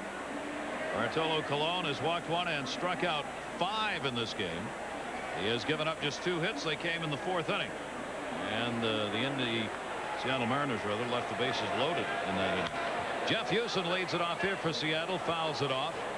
Colon at the age of 22, pretty comfortable in dealing with tough situations. Bases loaded. Segui got the pop up. Segui angry. 2 pitches to get out of it as Glenn Allen Hill went after the first pitch to him. They got the forced play, and hey, I'm done. Now he's back to work. 2 real good quality pitches from a young pitcher with bases loaded. That high riding fastball right up above the belt, hard to get on top of. Then a dandy little slider that Glenn Allen tried to pull, and Fryman made a real good play on. Jeff Houston popped out his first time up. Houston getting the start tonight. Has played with Montreal, Texas, Baltimore, and a good deal of time spent at the minors. Now 33 years old. Problem has been with the bat. Only a .233 career hitter. He was with Milwaukee last year, where he played in 84 games and hit only .203.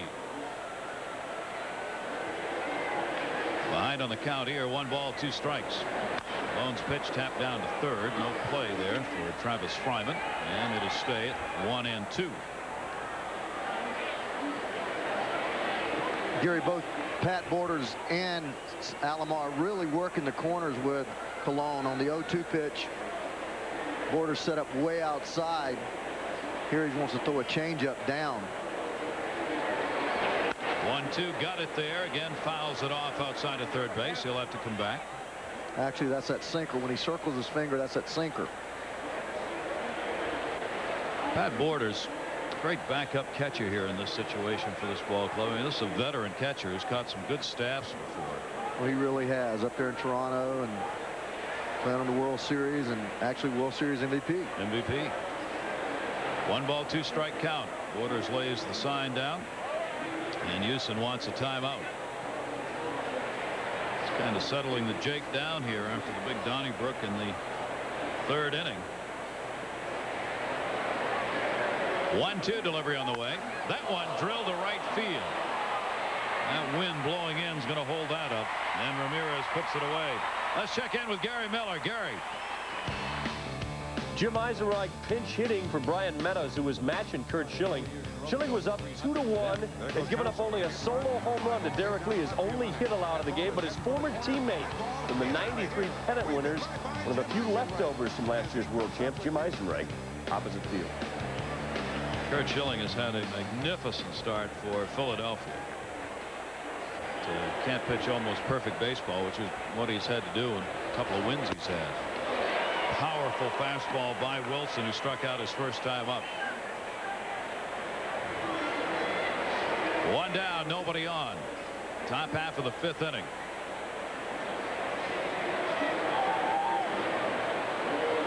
Colon swung on and missed again. 0-2.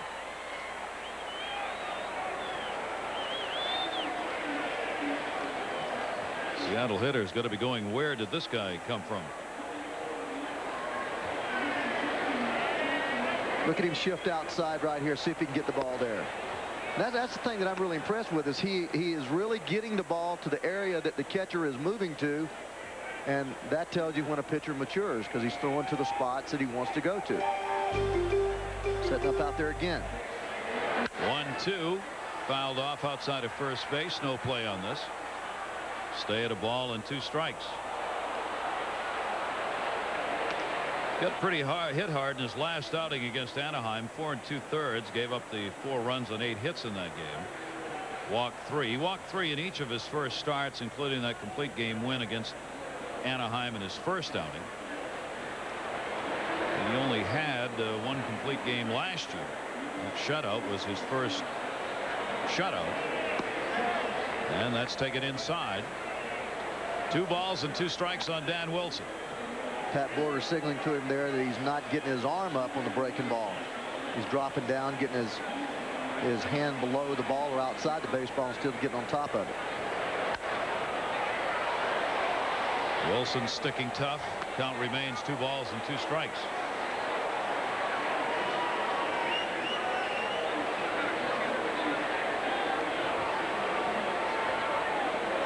Pat Borders, one of the catchers, that still wears the now old wire mask with that Billy Goat's plastic strap hanging down. Many of the catchers now have that hockey mask that's a molded mask that's made to fit them.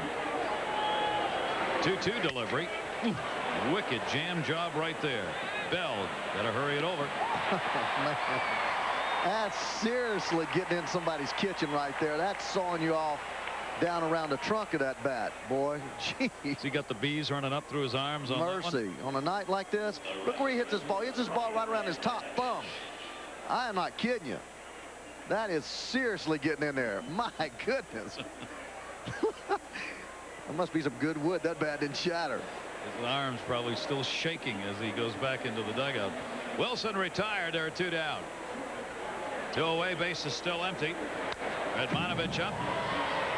Struck out his first time up. Fouls that one back. 1 strike count on it. Ryan Redmanovich making the start in right field.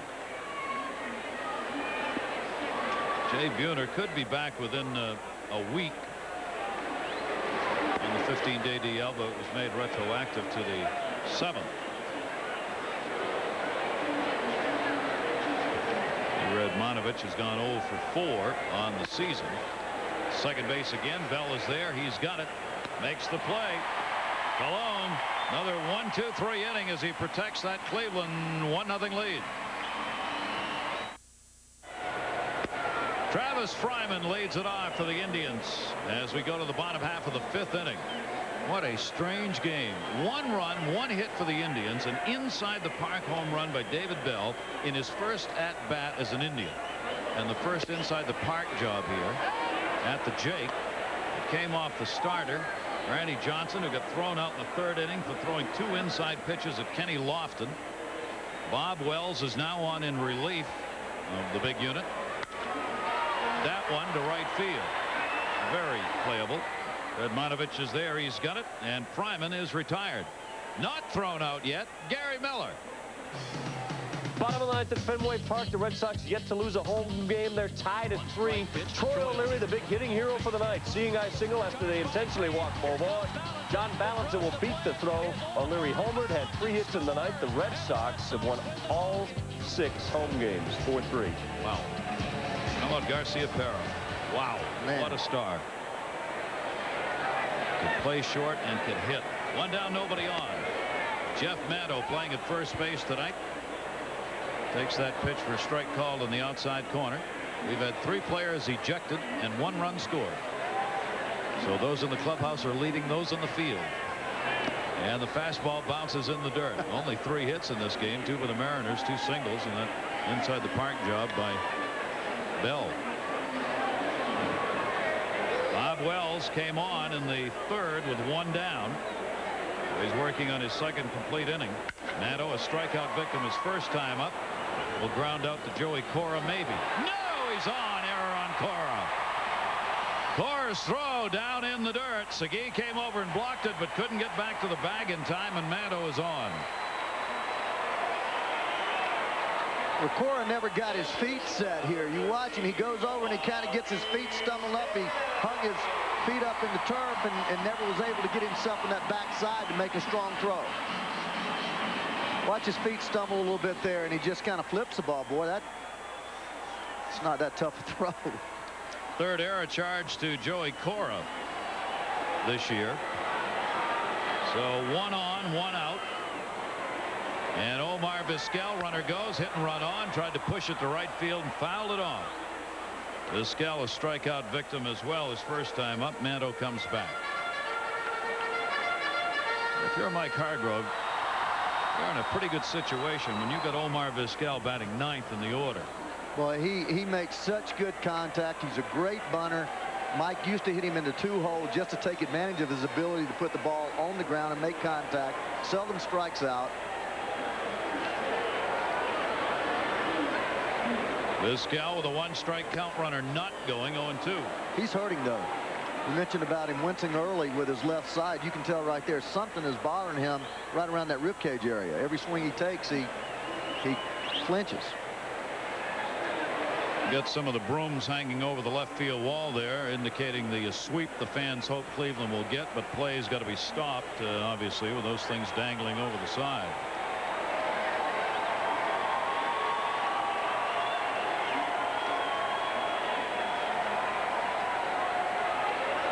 That's where the broom should be. In the house, not hanging over the side of it. 2-strike count on Vizquel.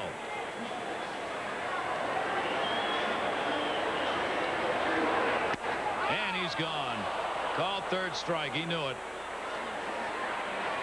Wells gets his first strikeout. The National Football League draft coming up Saturday on ESPN from 12 noon to 7, and on the Deuce from 7 till 10. Coverage will continue on Sunday on ESPN from 11 to 1, and on the Deuce 1 to 6. Chris Berman will be there. Mike Trico, Tom Jackson, Joe Theismann, host of others. The NFL draft on ESPN and on the Deuce. 1 strike count to Pack Borders. Borders getting his 2nd at bat here. Borders flied out. He came on to finish up the at bat of Kenny Lofton, who left with a 2-ball count after Randy Johnson had zipped him a couple of times around the chin. They both got thrown out. Borders has got a base hit. Maddow will stop at 2nd base.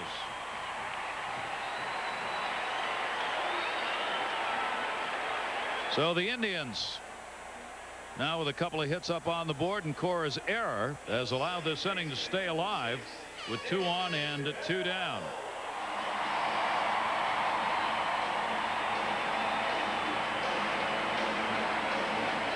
Well, to this point, Luke Piniella can't complain about the pitching.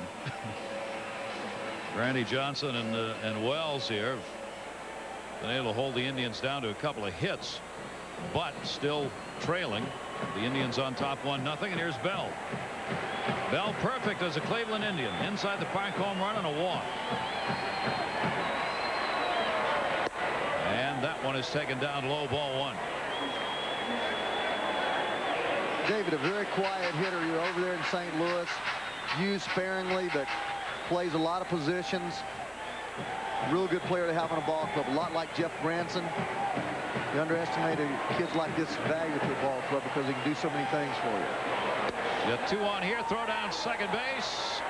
Dangerous one held onto by Rodriguez as he came across the bag on Dan Wilson's throw. Wilson's got a great arm. He saw some daylight. Jeff Mando at second base. This is just an I'll be there play, and you see it's put on between the catcher and the shortstop. Shortstop breaks as soon as the ball is past the hitter, and Mano aware and gets back. Bell's got the RBI opportunity here. 1-1 count. In for a strike. 1-2. Wells ahead of him. Wells has walked 1 and struck out 1. Indians have stranded only a couple in this game, neither in scoring position. They just haven't had many base runners. Jumping there as Rodriguez started moving in behind that lead runner. It's Waters at first. Mando at second. Inside fastball. 2-ball, 2-strike count.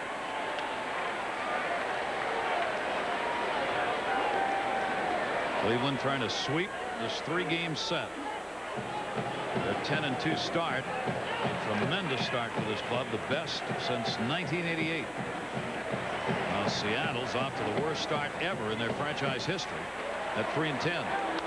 He reached to protect that time, fouled it back. Bell holds the count at 2 balls and 2 strikes. Well, Seattle's going to be there at the end. They just have too much talent. Their starting pitching is decent. You know, they just have to get that bullpen straightened out, and I believe that Piniella will. Some way he'll get that thing worked out. His team won 90 games last year, finishing 6 games ahead to win their division. 1 more games actually in Cleveland. 4 more. Cleveland 186. Again, foul back by Bell.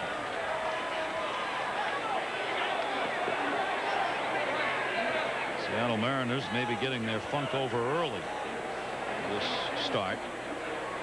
You're looking at some true stars. A-Rod, Junior, Buhner will be back probably in a couple of weeks. Cora. They just have a tremendous ball club. Solid defensively. Missed that time with a slider down low.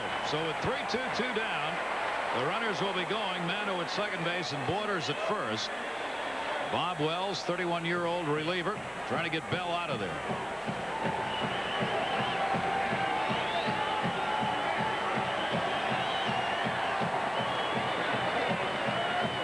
3-2 count.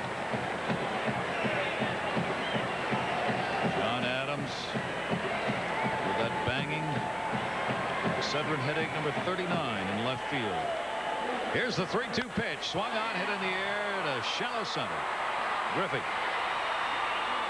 And that will do it. No runs, a hit and an error, and 2 are left on. The Indians at the Jake on top.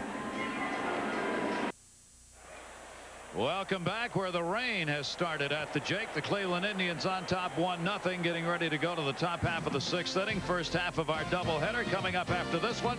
The San Diego Padres, with Kevin Brown on the mound, take on Mr. Barry Bonds, who's homered in 2 straight games. Last time Kevin Brown started at Candlestick, a no-hitter back on June 10 of '97. He'll be making the start tonight. Joey Cora. He's had a single, also flied out to center field. Colon has retired the side in order. 4 of the 5 innings with only 1 walk and 5 strikeouts. An interesting note we had from our friends at the Elias Sports Bureau on Joey Cora. The last 3 years, only 4 second basemen have had a higher batting average than Joey Cora. Ouch! Colon got him. Guess that's why he hits line drives. That may have caught the muscle. Boy, this is a dangerous game to be involved in. If you're lucky enough to be around. You almost got nailed by a foul ball. Yeah. 3 guys thrown out. Randy Johnson whizzing 2 by Lofton's chin.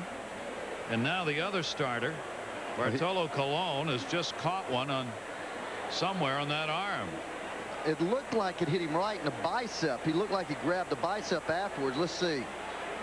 almost right in the cuff of his elbow there in the joint. Right on the pitching arm. Got over and made the play.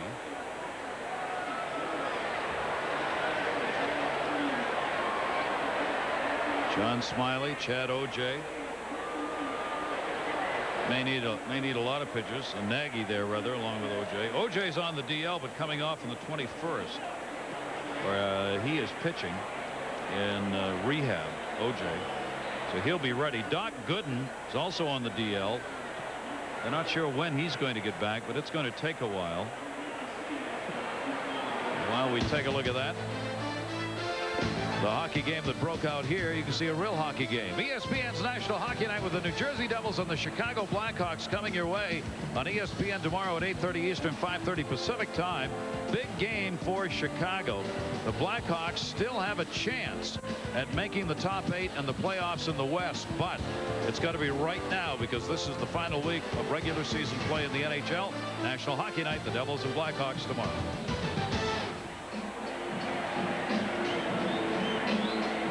Well, he's going to give it a try here. Cologne hit on the pitching arm.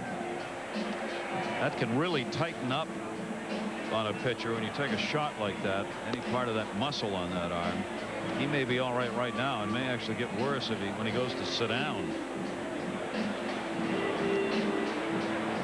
The more that thing bleeds, if it hit him anywhere square, he's going to end up with a contusion there, and it'll just, that blood will start going down and to the joint if he's hit up above that joint.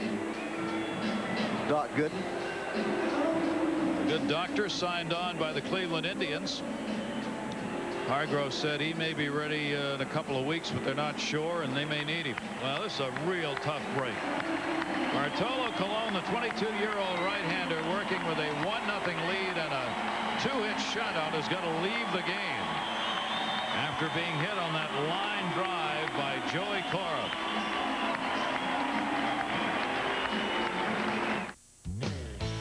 Update from Turner Field. Andrew Jones has been a tremendous disappointment this year. Coming into the game, hit 140, but he takes his Jose Silva breaking ball, slapped a double in the corner. That'll score Cresco and Eddie Perez. Walt Weiss tripled in Jones. So that was Silva's last pitch. Maddox has got a 6-0 lead. Now, Ray and Gary. Well, we have lost both starters in this game. Randy Johnson thrown out of the ball game because of a brawl after he threw a couple at Kenny Lofton. And now we're going to lose Colon because he takes a shot back, and Eric Plunk's going to come on. I'm not sure what's going to happen here tonight, right?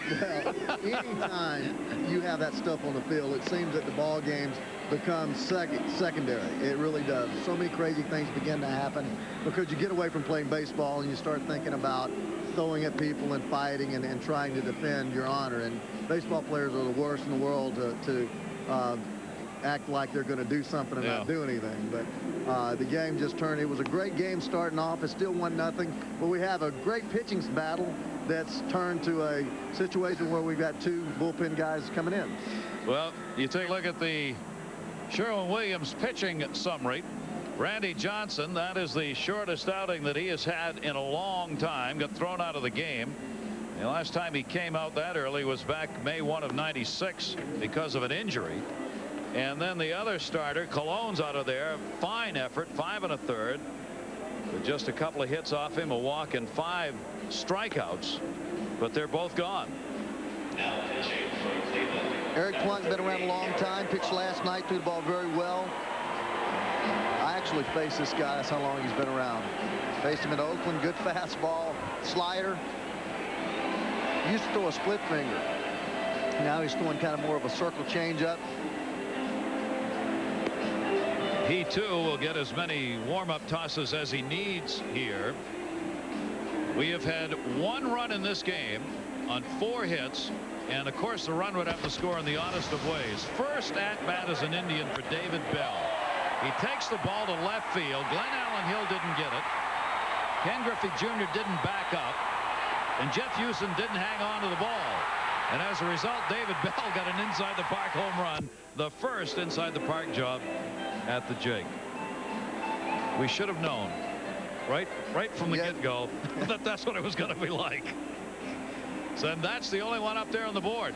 The 1-0 lead. Bob Wells has come on to settle it down in place of Randy Johnson, and now we'll see whether Eric Plunk can do the same on the other side. And Lou Piniella's got to be wondering what next. He worked an inning and 2/3, no hits, a walk, and 2 strikeouts against the Mariners last night. 3rd inning of this ball game. Randy Johnson to Lofton. Once. Lou Piniella. Not thrown out. Very next pitch.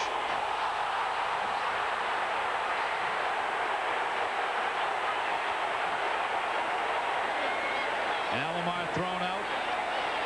Indians catcher. Lofton thrown out. Randy Johnson thrown out. Have another cup of coffee, and here we are. So Eric Plunk, 1 down, nobody on. He takes over. Alex Rodriguez, the batter. And Rodriguez fouls it off Pat Borders.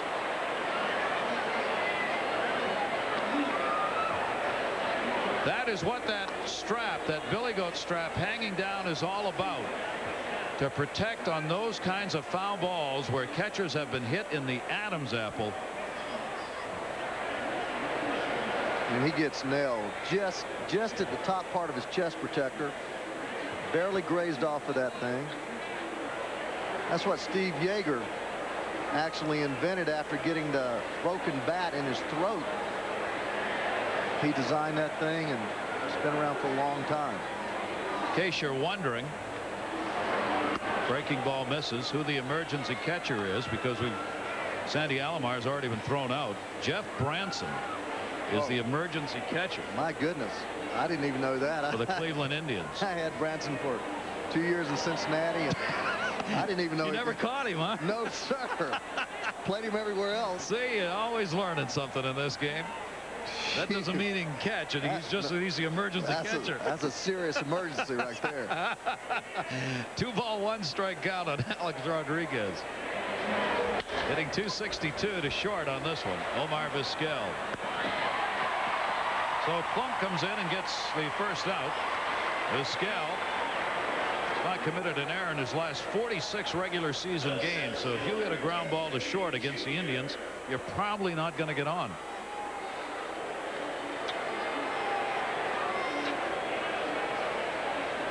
Jeff Mando has played all the outfield positions and the infield, including first base tonight. He might be a suspect for a catcher. Well, I've heard that he has 7 gloves, so let's see. He doesn't have a How pitcher. many times was he married? Oh, come on. 7 gloves? Wasn't that a movie? Or I'm not following you there, but Ken Griffey Jr. Let's hope we don't have to find out. Junior's 0 for 2. He's grounded out to first twice.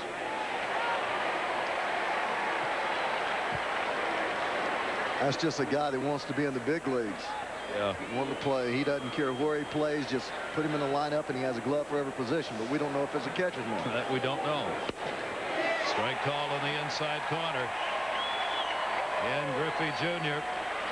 leading it in home runs here in the American League. 1-2 count on him. He's had a couple of weak ground balls to first. Fouls that one back off the screen. Fastest to hit 300 home runs in Major League history, Jimmy Fox. 27 years, 328 days. Note the number of games it took Fox to hit 300. Ken Griffey Jr., younger, and 1,226 games. He's got 6 home runs this year. 1-2 count. Off the fist, foul back. Borders tries to run over the home plate umpire just to add to the injuries tonight. Even they're shaking their heads. Ed Hickox that time couldn't get out of the way fast enough. Borders turned around and gave him a pretty good bump.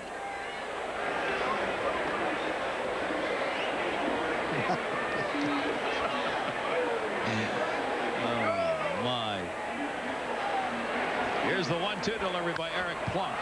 Fastball foul back. What happened on that last play? Generally, a ball is hit off the left-hander's bat. Bat goes off to to the catcher's left side. That shows you that Griffey was way out in front of that ball and actually hit the ball to the catcher's right side. So the umpire actually went the way he's supposed to go. And got hammered. Griffey 2 for 10 lifetime against Plunk. Lofts that one foul as he got around on the off-speed breaking ball. Turned it the other way. Count remains a ball and 2 strikes.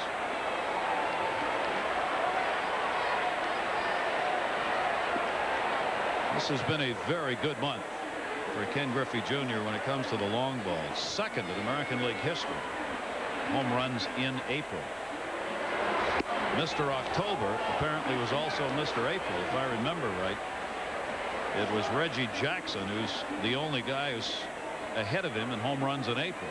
Well, you're just talking about the best player in the game, and you talk about Ken Griffey Jr. And there's little wonder why he's in all these in the history of baseball situations. There's a rainmaker. Third base. Fair territory put away by Fryman. So Plunk comes on and retires the 2 batters he faces. Seattle retired in order, still trailing.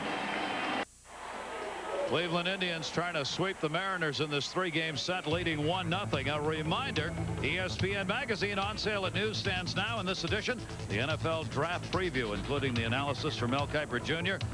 All kinds of stories on all your sports. Nice guys like Mo Vaughn. That's in ESPN Magazine. The NFL Draft coverage will start on Saturday on ESPN. Sean Dunston leading it off. Dunston, Ramirez, and Geronimo Baroja due up. Dunston's gone 0 for 2. He has flied out and grounded out. Facing Bob Wells, the 31-year-old right-hander who's done a great job on a relief of Randy Johnson. That's fouled off. He came on with 1 down in the 3rd inning. He has surrendered a couple of singles and a walk. That's been it. Well, he's done a great job. You talk about instant fix in your bullpen. Here's a man that at one time was a closer there for Lou Piniella. They've tried not only him, but Ayala, Timlin, Slocum. And nobody's been able to do the job. Bullpen coming into this game with an ERA over 8. 0-4 their record. They blew 27 saves last year. Wow. As Ray said earlier, every time you get anything even remotely close, you're going to get this kind of response from players and fans, and Dunston right on top of it. Well, he's always been right on top of the plate. His left elbow is actually over the plate and always has been right there. So you're going to see him actually flinching on a lot of balls inside. That one off the bat. Yeah, but that ball is almost on the inside corner. Watch how when he sets up and then he bends from the waist down, how his left elbow is almost on the edge of the plate. Tried to set him up for that outside pitch, but missed with it. 2 balls and 2 strikes. That's usually what they do. Once they bust you inside, they try to get you out there away. Well, breaking ball, slider, the outside part of the plate. Wells got that one on the outside low, fouled off by Dunston, and the count will hold. 2 balls and 2 strikes. Dunston is the designated hitter in this game for the Indians. He's been a traveling man.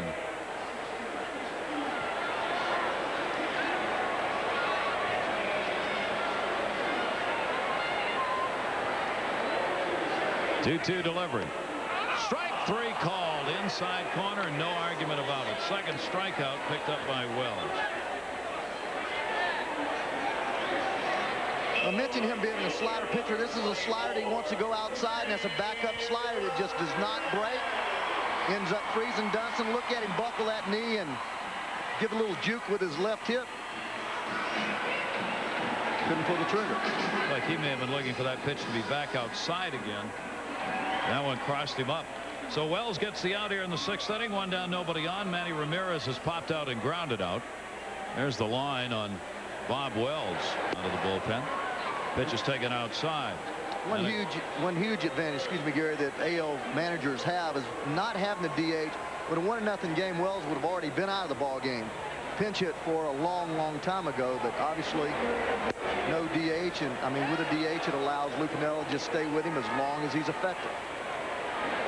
The only decision you have to make in the American League as a manager is when you got to get the pitcher out of there based on how he's pitching. In the National League, you got to figure how's he pitching, and also what have I got to do with my lineup to try and get runs. Two factors affected in the National League, as Ray says, and only one here. 2-ball, 1-strike count on Manny Ramirez. Late rain we had has stopped. Wind has been blowing in all night long, still is. Just missed down low with that pitch. 3-ball, 1-strike count on Ramirez. It's going to take a jolt to get the ball out of here tonight with that wind blowing, and that big flag out there is just whipping almost straight in from right center. And that's outside, and Wells surrenders his second walk, and it comes with 1 down here in the 6th inning.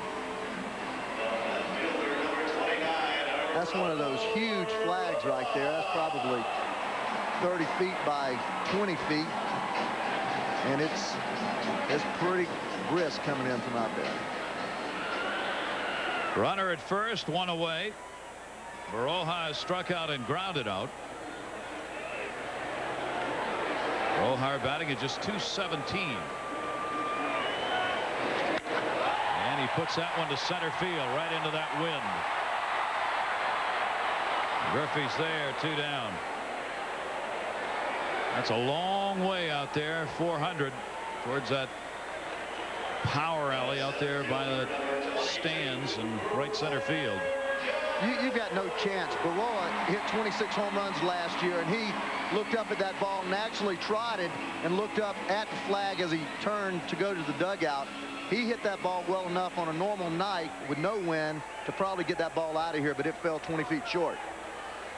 So just a long fly ball out. And Brian Giles coming up. Runner still at first base. That's Ramirez. Giles has had only 1 at bat, flied out to left field. 27 years old, Brian Giles. See the numbers he's put up early. We've got to get relief action at some point here for Seattle, so they'll start warming up. And the fastball is taken on the outside corner. Well, you know, the odd part of this is this may be one of those times where everything that's happened tonight may actually work in Seattle's favor. The bullpen comes out, gets the job done. I mean, this game's very much up for grabs. It's only 1-0 Cleveland. You know, this weirdness ends up helping them out. Pitcher's taken down low, 1-2 on Giles. It very well may, Gary, but I tell you, something happens in that last 8th, 9th inning when you come out of the bullpen. There's a lot of people that can come in ball games and pitch in that 4th, 5th, 6th, even 7th inning, but when you get to set up inning closers, there's something that happens. You have to have a certain type of mentality to fit there. And that's what we've not been able to find yet here in Seattle for this season. 2-ball, 2-strike count. We are only in the 6th inning. So we're probably going to see a couple of relievers yet for Seattle. Slocum, and the man who is supposed to be the save artist for them, has been hammered. Speaking of hammering, Giles, center field in the wind. Griffey back. Goodbye home run. Brian Giles, 2-run shot. 3-0 Cleveland.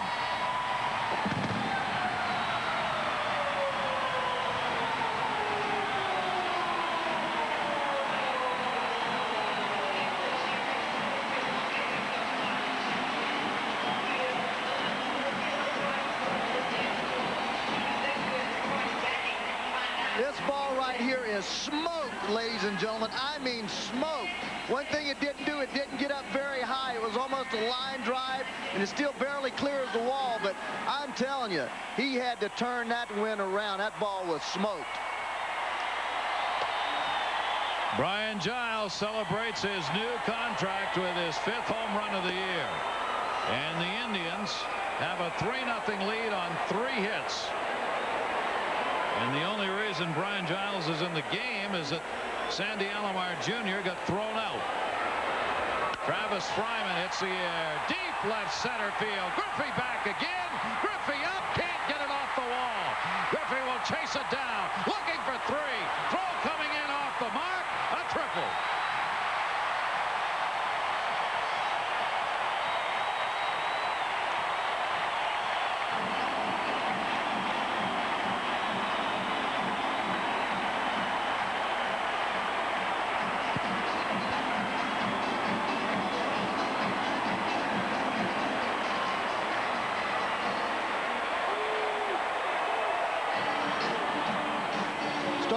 breaking ball up there, and again, a ball smoked in left field. Griffey almost making a great play. You just see him do it time and time again. Ran out of room, and then just throws a rocket to third base, a little offline.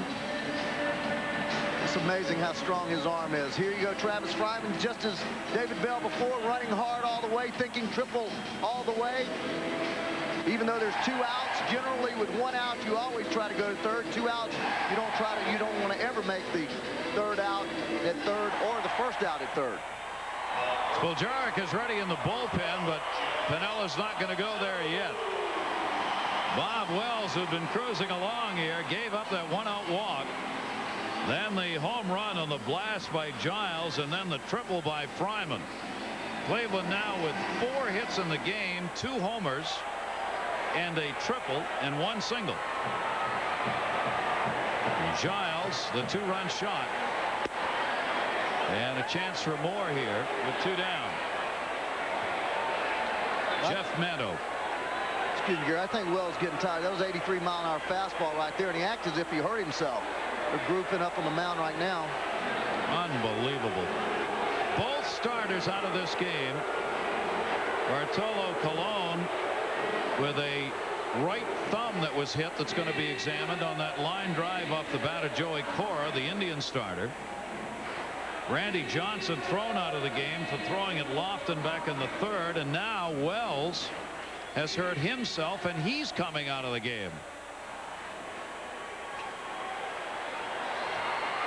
Right here you just see, I saw the fastball at 83, but you see him right there limp a little bit, and looks like maybe, you hate to speculate, but usually that's kind of a groin pull or an upper thigh type injury. See him limping back there, Ray. That brought Dan Wilson, the catcher, out, so pitchers are falling here in Cleveland tonight. Paul Spoljaric will come on in relief. 27-year-old left-hander Paul Spoljaric has come on in relief. Little chatting. Well, that's what amazes me about this game today, and how it's changed. We just have a brawl. We've had 3 ejections and guys out there talking and smiling at each other, and that's just not the way that I was brought up in the game. You know, there's so much of that goes on, fraternization, and it's like your buddies, and because the agents, you have so many agents that not necessarily control this game, but you know, you have a shortstop on one team that has the same agent as a shortstop on another team, and it's just a lot different than the way it was when we came along. 1-1. Pitch taken down low. Jeff Mando at the plate. 2 ball 1 strike count with 2 away. Runner on at third, Fryman, who had the triple. There is Fryman. 2 down, a 3-0 lead for the Indians. Jarrett's pitch is foul back. Indians trying to add to it here. Of course, baseball's always had the non-fraternization rule in effect, which I think is still on the books. Well, it's on the books, but it's amazing to me how players gang up before BP. I didn't see it tonight in this ball game, but over the National League, you'll have guys out there running actually during batting practice.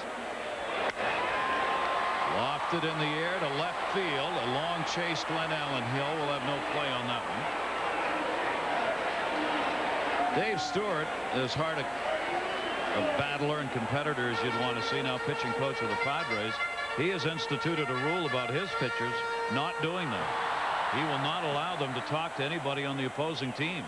Well, Bob Gibson wouldn't talk to anybody, period. Yeah. You know, if he met you in a subway, he wouldn't say hello if you were on the oppositional team. I just think players owe that to the fans. Well, fans come out to see players compete. It is a part of it. I believe it is a part of it, and I think it's something that's lost in this game. And these guys are great competitors. I'm not taking that away from them, but it should be a war. Yeah. And I don't think that it's time for friendship. Spoljaric. Towering pop-up, shallow right center field. Edmanovich coming on, and with the wind blowing it in, puts it away. The big blow. Brian Giles, 5th home run of the year. 2 runs in, 3-0 Indians. Gary Miller with an update from Camden Yards. White Sox at one point had a 6-1 lead, and it all fallen apart by the long ball. Roberto Alomar off Tony Castillo, a 2-run shot. His first home run of the year. Suroff is also homered. It's 7-5 in the 8th. That's what we were talking about earlier. The White Sox pitching staff has struggled at the start of this season, and so has the team. Shutout going here in the most unusual of ball games. 3-0 lead. Indians on top as we've completed 6. We go to the 7th inning. Eric Plunk got the 2 batters out he faced in the 6th. Edgar Martinez, the DH, has walked and popped out. Plunk, the right-hander, on for Bartolo Colon, who worked 5 1/3, no runs, 2 hits, walked 1 and struck out 5. And there's a base hit into left field. Roja over to get it, and a leadoff single. Edgar Martinez. Second time in 7 innings the Mariners have had the leadoff man on base. They've got Segui, Hill, and then Jeff Houston due up here in the 7th inning. That'll be hit number 3 for the Mariners. This Mariners offense came in 5th in the league in average and 3rd in runs, and they're 26 home runs, way ahead of everybody else. That one ripped, and that's going to be a fair ball into the corner. Manny Ramirez over to get it. Edgar Martinez will stop at 3rd with his club down 3-0, and suddenly Seattle has got it going off Eric Plunk. 2 hits here in the 7th inning. Gary Plunk has always been a 1-inning guy over the last 2 or 3 years. This is his 13th year in the American League, and last year he had 55 appearances and only 65 innings. So generally he's a 1-inning guy, one time through the heart of a batting order, and then he's out of there. 6 doubles for David Segui. He's on at 2nd. Look out. Plunk with a breaking ball that didn't to Glenn Allen Hill.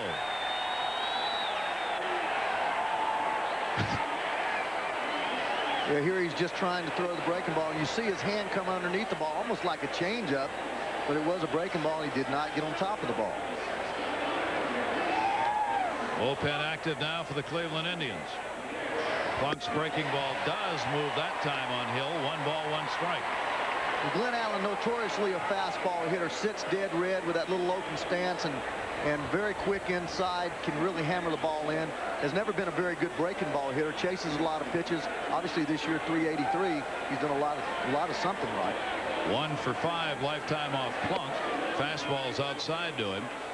2-1. This is a big moment now in this game. Russ Moorman up, warming up, and now what? Hargrove is sending a runner out to center field. Number 88, or BB, whichever you like, is going all the way to the bullpen. Bullpen's Phone's not working. That's what it is. The bullpen phone isn't working, so he had to send a runner out there.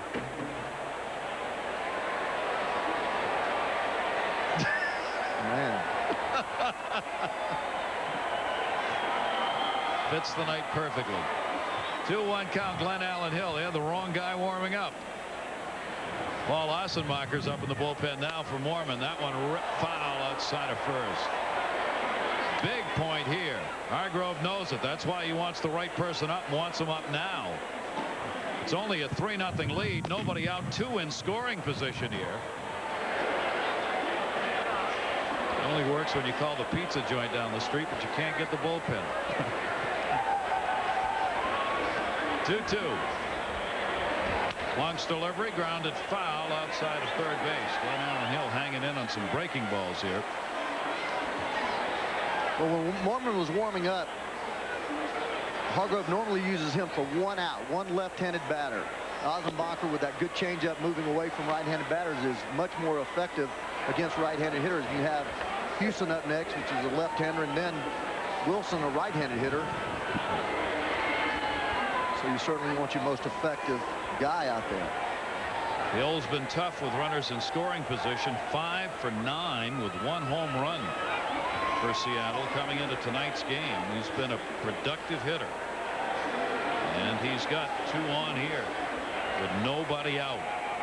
Eric Plunk with a 2-2 count.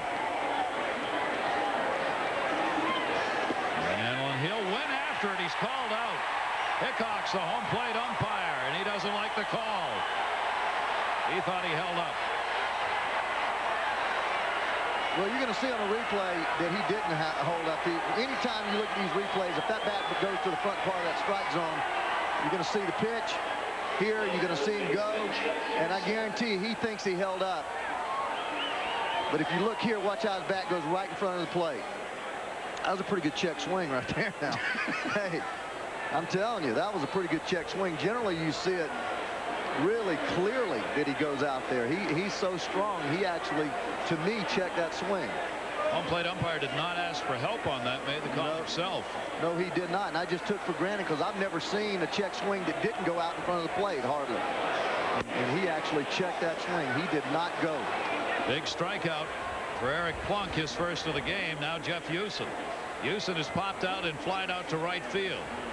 Huson hasn't had a lot of at-bats here, only 0 for 6.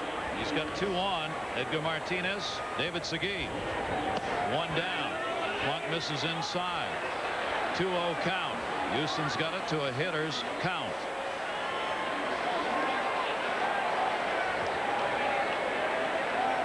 The feeling this is one of those games that is not going to go away.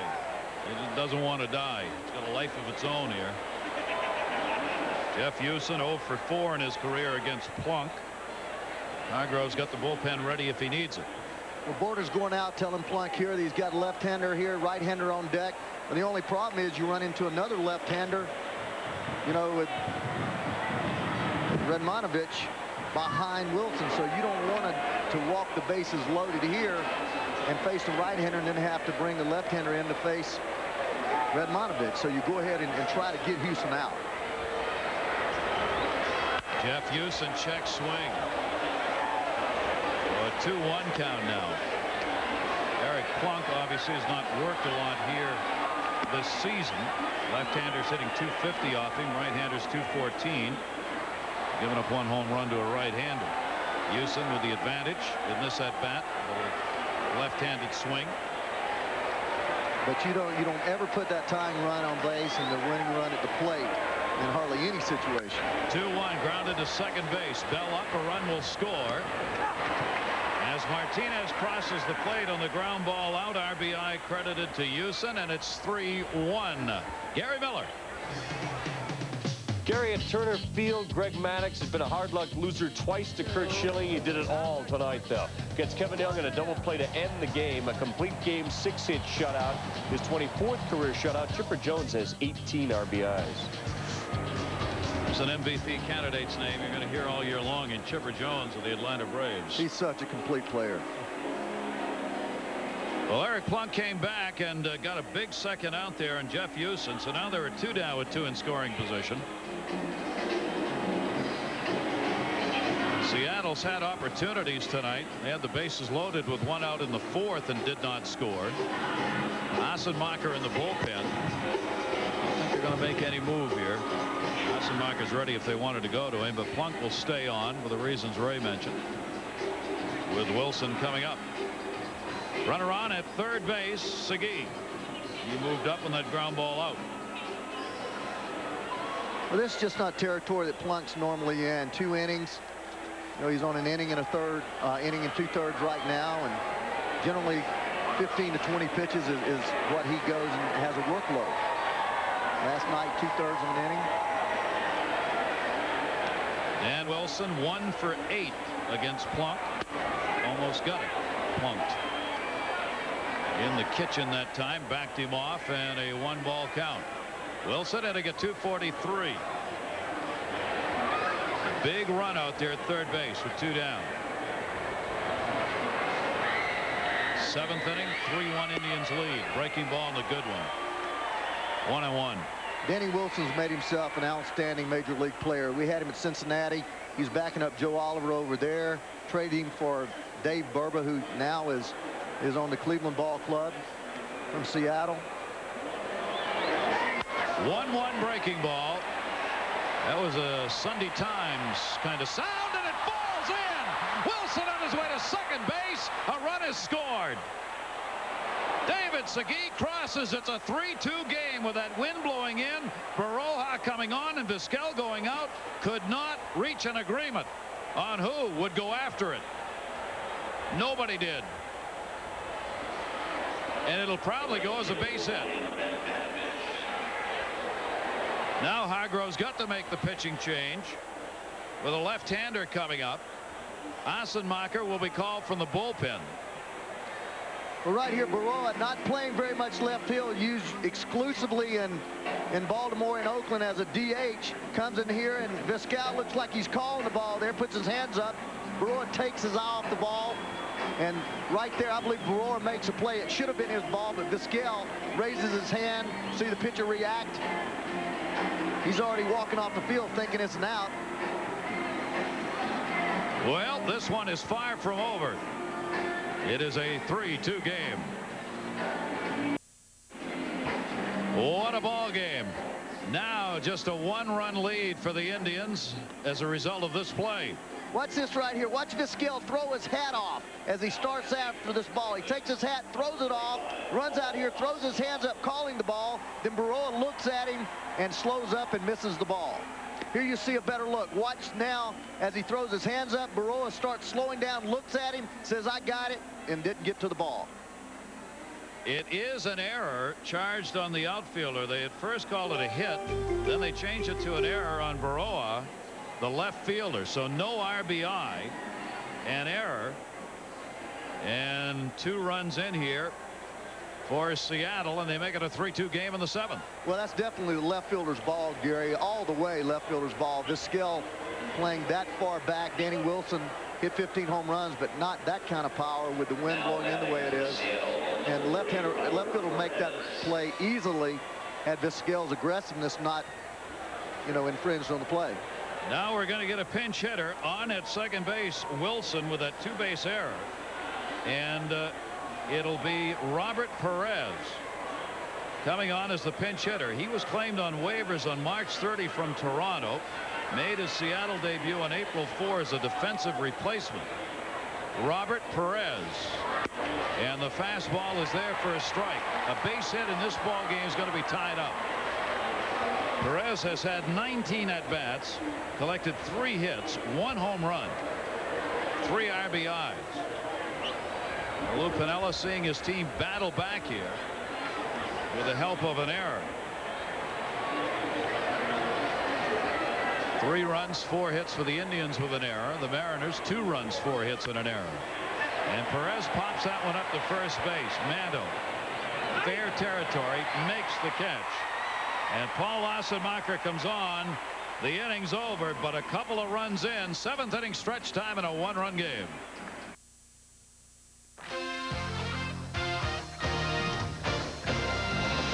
ESPN's Wednesday Night Baseball is brought to you by Sprint. Beat the Swami and win a trip to prime time. Call 1-800-800-3311. Great to have you with us. First half of our doubleheader here at ESPN. The Indians leading the Mariners 3-2. Gary Thorne, Ray Knight, and our crew, and a game that's far from over. Well, right here, Vizquel and Baroja communicating. Johnny Goral, the infield coach there, getting involved, and I really love coaches doing this, and you can bet the communication is going to be straightened out. But Baroja gesturing there about being waved off by Vizquel, and the obstruction of Vizquel caused him to not get to the ball. So Perez will stay in the ball game and play in right field. As we go to the bottom half of the 7th inning, Omar Vizquel leading it off. And the Indians back to just a 1-run lead. Wojarek misses with that one. 2-0 count on Vizquel, who has struck out twice, once swinging, once called. Left-hander's pitch to him. He's taking, and the high strike is called. That'll make it 2-1. Seattle now is stranded 4 in this game, 3 in scoring position, including that runner at second in the last half inning.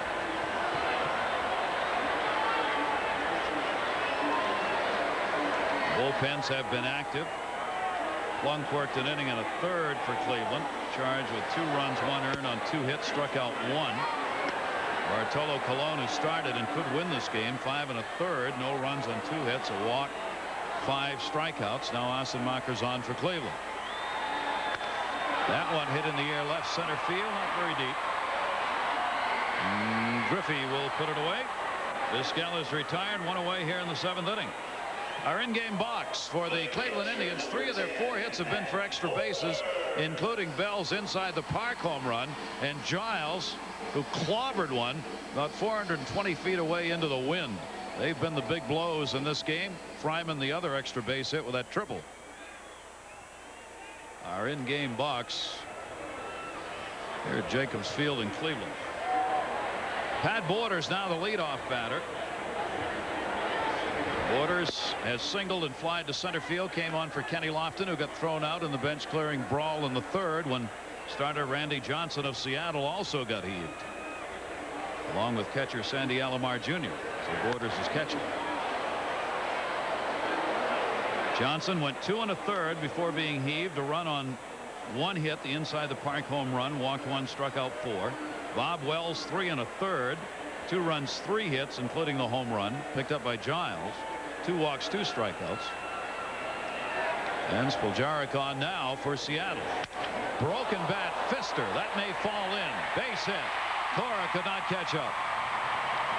So Pat Borders 2 for 3 since coming into the game. With 1 down in the 7th inning, the Indians with a base runner with 1 out. The second baseman, number 6. This is a fastball up and in, and again breaks his bat, but Borders always been very, very strong, fights the ball off. Right out there in no man's land. Jeff Newman, number 55, the third base coach you're looking at over there. Not much choice. That's David Bell up.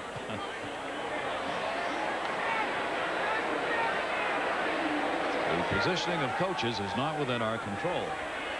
Bell has flied out, walked, and had the inside the park home run. An auspicious debut.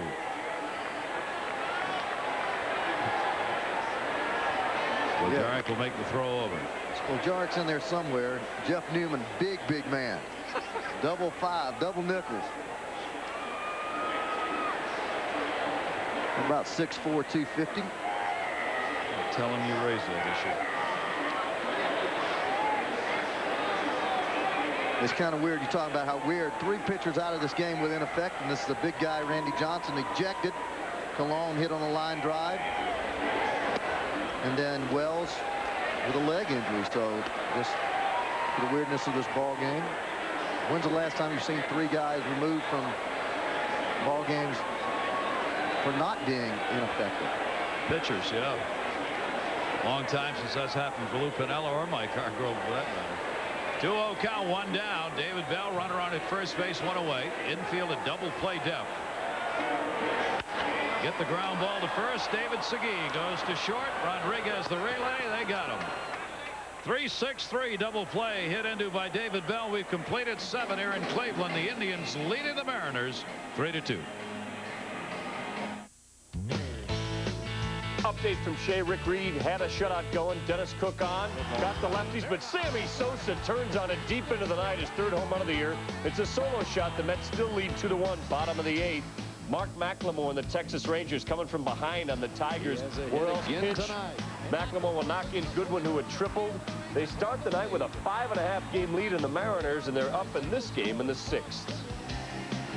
Another great home run hitter is going to give a shot at Maris one of these days. Indians lead this one by a score of 3-2. Time down for the Kelly Springfield Tire key plays of the game. David Bell, first at Madison Indian, first inning. Glenn Allen Hill couldn't get it. Ball bounced back towards the infield. They waved him home. Relay throw came to Jeff Houston. He couldn't hang on to it. And inside the park, the first ever at Jacobs Field in Cleveland. Randy Johnson, 3rd inning. Leadoff batter Kenny Lofton. Not once, but twice. Put the chin music in. Piniella really upset. Not thrown out of the game. And then the long ball by Giles off Wells, who came on in relief. Kelly Springfield key plays of this game. It has been a good one.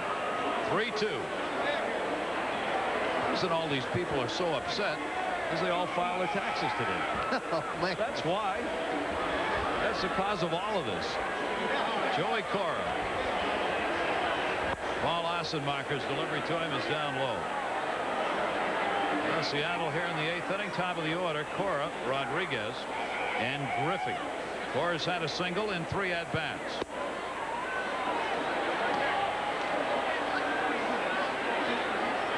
A 2-0 count on Cora, who's batting at .322. 37-year-old Paul Assenmacher. And he misses with that one down low. One of the few players left still wearing number 42. Mike Jackson. Strike on the outside corner, so Assenmacher battles back. Cora, switch hitter. Batting from that right side. There he's gone 6 for 12 this year.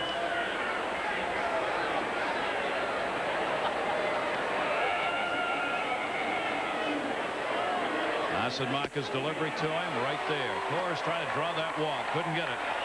3-ball, 2-strike count. Seattle trying to get that potential tying run on base here. Guarding the line at third, Fryman. Cleveland playing defensively here late in the game. And he got it. So Assenmacher delivers the walk. Only 2 surrendered in this game by the Indians pitchers.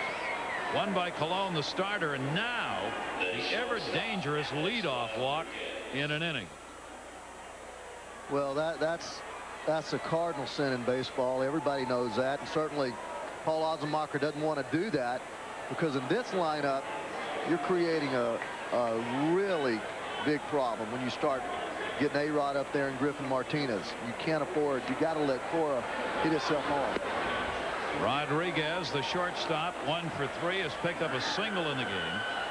He has struggled against Cleveland pitching so far this year. He's had only a couple of hits in 20 at-bats off the Cleveland Indians. This is the 5th game they've played. The Indians have won the previous 4. Assenmacher hits the outside corner with it. 1 ball, 1 strike.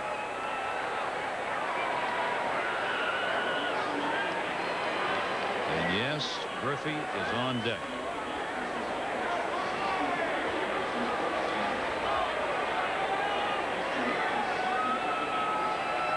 Rodriguez waiting, trying to bunt him over, and didn't get to it. A 1 ball, 2 strike count. I think that's a great play right there. Tries to drag bunt, catches Fryman back a little bit. The worst you're going to have is a runner on second base, 1 out. The only problem is you have Griffey. They could pitch around him, but look right here. Tries to drag, slider down and in. Very tough ball to bunt and keep fair down the third baseline. .333 hitter off left-handers this year. Alex Rodriguez. 1 ball, 2 strike count, facing the left-hander Assenmacher here. And he reaches to second base. David Bell, Omar Vizquel, not in time. They get the force. Rodriguez reaches at first. 1 down. Joey Cora taken out on the force play at second base. And that will bring up Ken Griffey Jr.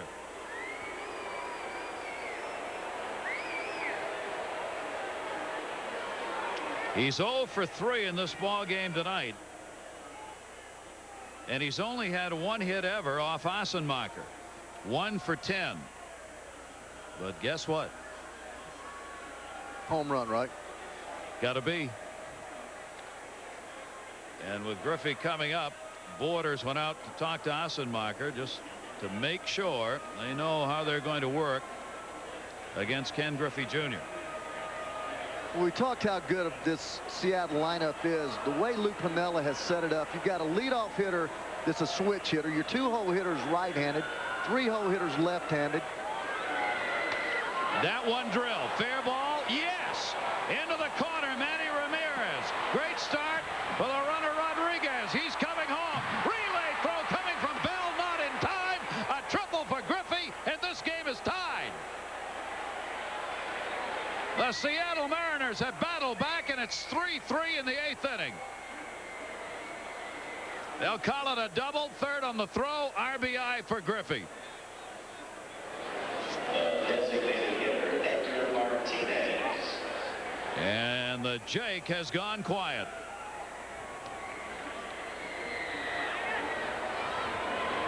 Griffey, what you talk about, just a great hitter, great extension, 1 for 10. Now he's 2 for 11 with a triple and a home run. But a great job. Ramirez gets this ball and gets it in pretty quickly. David Bell has a little trouble handling the ball, has to double clutch here, and just allows A-Rod, who runs great, to score. 16 RBIs for Griffey. Rodriguez crossing the plate to tie it up. Griffey's on at third. The intentional pass being given to the cleanup batter, designated hitter Edgar Martinez. Goes right back to what we talk about. It's so tough. Segui being a switch hitter, as I was trying to say, and probably got in your way, and you announcing that triple there. Never got in my way. But unbelievably how this lineup sets up. You go switch hitter right, left, right, switch hitter left, right, and it's impossible to pitch around these guys. You're always going to have to put extra base runners on. But what I really am impressed with in that last with A-Rod was the fact that he busted his butt and stayed out of that double play. I thought that was a double play ground ball, didn't you? He ran down the line hard and was able to beat the double play and then scores on the Griffey's triple. Now David Segui with runners at first and third and 1 down, and they do grant Griffey the triple. They changed the scoring on that. He got a 3-bagger. That's going to be a base hit down the line by Segui. Griffey scores on the charge. Martinez. Baroa gets it in. It's a double, and the Seattle Mariners have a 4-3 lead. An RBI for David Segui off Paul Assenmacher. Now it's the Cleveland bullpen. Well, it is, and then again, you know, this Seattle ball club is not going to have trouble scoring runs. Now you're back in the situation. We see the replay, high fastball. Segui, last time you remember, with the bases loaded, popped up to third, batting left-handed. Then situation, clutch base hit to left field double. David Segui's got 2 doubles in this ball game. Segui picks up the go-ahead RBI, his 13th run batted into the year. Assenmacher's gone. The new ace of the Padres is right-hander Kevin Brown, who threw a no-hitter the last time he pitched in San Francisco. Brown and the red-hot Padres against the Giants next.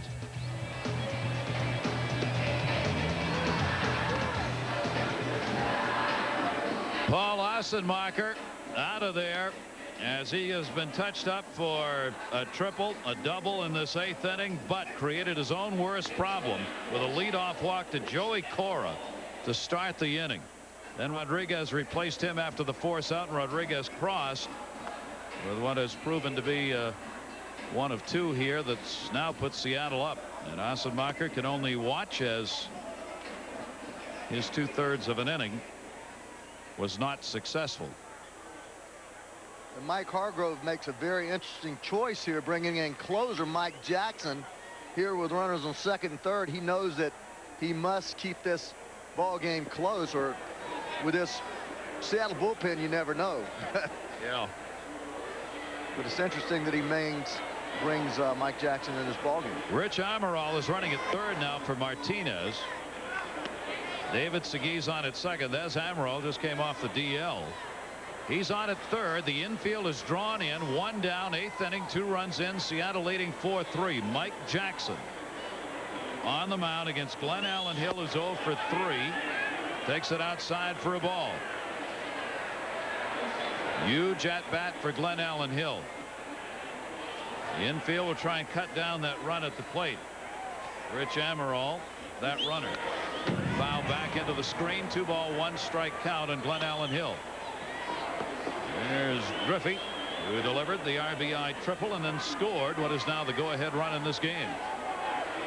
Mike Jackson, since becoming the closer for Cleveland, has saved 21 games out of 23 chances, 6 out of 7 this year.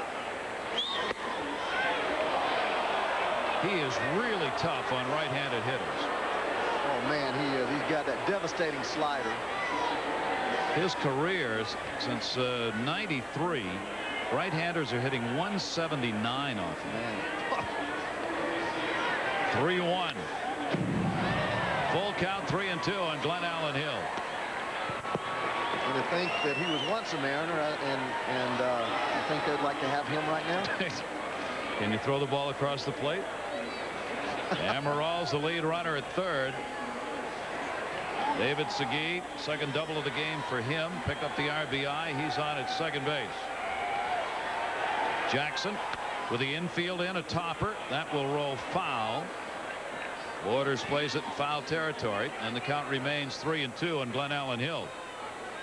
Well, Lou Piniella's team just battling here in this game. Able to come back here in this inning, but the question remains their bullpen. Can they protect the lead?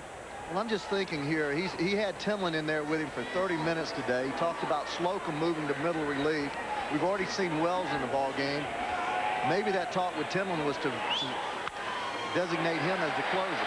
Big pop up in the infield here. Omar Vizquel, the shortstop. Huge out. Jackson comes on, gets the second out here in the 8th inning, leaving those base runners at second and third. Now Hargrove hopes he can get one more. Jeff Houston coming up. But here's what Ray was talking about. Jackson is real tough on the right-handers, but now he's got to face the left-hander. Assenmacher responsible for the 2 base runners who are still out there.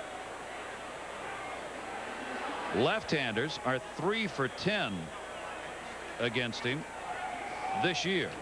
Well, if Houston was not such a weak hitter, then they would contemplate, you know, pitching around him to go to Wilson. But Wilson last year drove in 70 runs. So you don't pitch around Houston to get to a guy that's as capable of driving in big runs as Danny Wilson. Houston has 1 RBI tonight on a ground ball out, but he's 0 for 3. But as you mentioned, last year he was 179. You said the last 6 seasons. Last year only 153 right-handers against Mike Jackson. So if he doesn't get ahead in this count here, he's ahead. But if he doesn't stay ahead, he could very well go around him. He's ahead. 0-2 on Jeff Houston. Amaral is the lead runner at third base. Pinch running for Martinez. David Segui at second. 2 down. 2 runs in here in the 8th inning. The Mariners have gone on top and a timeout taken. Jeff Houston backed out.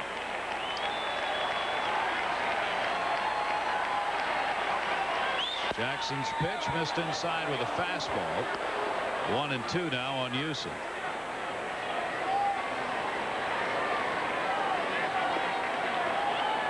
This game has been a real battle, and it is not over yet. 1-2 delivery. Houston, the slow roll to first base. Mando, and it's dropped. 1-run scores. Segui caught. Goes back to third. The Indians on an error on the flip to first base. Amaral scores. David Segui stopped at third, and it is a 5-3 Mariners lead. The error will be charged to Jackson, the pitcher, for dropping that flip from Jeff Mando. This is what gives managers ulcers. Unbelievable how much this is practiced in spring training. Gets a good angle, gets a good flip, takes his eye off the ball to find the bag and misses it. Watch him take his eye off the ball to find the bag right here if we can get a shot at it. Right there, he's looking at the bag, taking for granted he's going to catch the ball and misses it. That one is fouled off outside the third by Dan Wilson. The Indians 2 unearned runs tonight on 2 errors. And Mike Jackson hurting himself on that one. The run is charged against Assenmacher. Wilson now has Segui at third. David Segui is not a fast runner, but on that play, gotta wonder whether or not he shouldn't have been home. Well, I tell you, I thought he was coming home. He was running real hard and got over halfway and then just broke it down. I thought he was coming home, as you did. You got to come on that because you got the pitcher who's got to throw to the plate, and he's got to pick the ball up in order to do it. Foul back. Dan Wilson. 0-2 count on Wilson. So many times, Gary, you take for granted that the ball is going to be, the play is going to be made. And I'm sure Segui, I didn't see the replay on it, or I wasn't watching him, I was watching the play. 0-2 delivery. Check swing, foul back. That's what we were talking about earlier with Rodriguez going hard to first base and not allowing the double play to happen. You're a base runner out there. You cannot assume. And you never, I mean, the way Seattle's playing, they got to get every run across the plate they can get. Segui was halfway down the line, in fact, before he went back. Rodriguez made sure they get a double play on him, and that helped his inning. 0-2 count, 2 down. Wilson fouls it off again. Runners on at first and third here in the 8th. 3 in for the Mariners.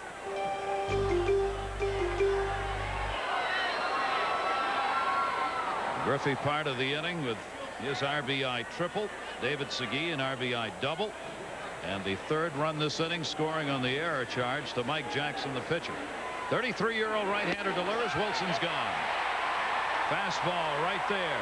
But the Seattle Mariners battle back as they pick up 3 runs here in the 8th inning, and they lead it 5-3. The Mariners, who have lost 7 in a row, trying to get out of the losing streak, relying on the bullpen that's been a disaster, but their skipper says, hey, we'll get there. We feel that we've got the people here. Now, that's going to sound awfully foolish to some people. I felt that way coming out of spring training. I felt that way the first few days of the season. We've struggled like heck. Look, it's been ugly. It really has. But at the same time, I feel that these kids here will get this thing turned around and start pitching the way they're capable of. Well, maybe this is the night, as we've said. There's the numbers for that bullpen. No wins, no saves, and an ERA worthy of NASA. Astronomical. But they've got a chance to win a game here. Spoljaric on in relief. He is the pitcher of record now for the Seattle Mariners, and Paul Assenmacher is the pitcher of record for the Cleveland Indians. 3 runs, 2 earned, 2 hits, an error in that 8th inning. Allow Seattle to get on top. Sean Dunston takes the pitch down low. Now remember, in the 8th inning last night, the Indians in a 3-3 game scored 5 runs. The Seattle bullpen threw 14 consecutive pitches out of the strike zone and walked 4 in the inning.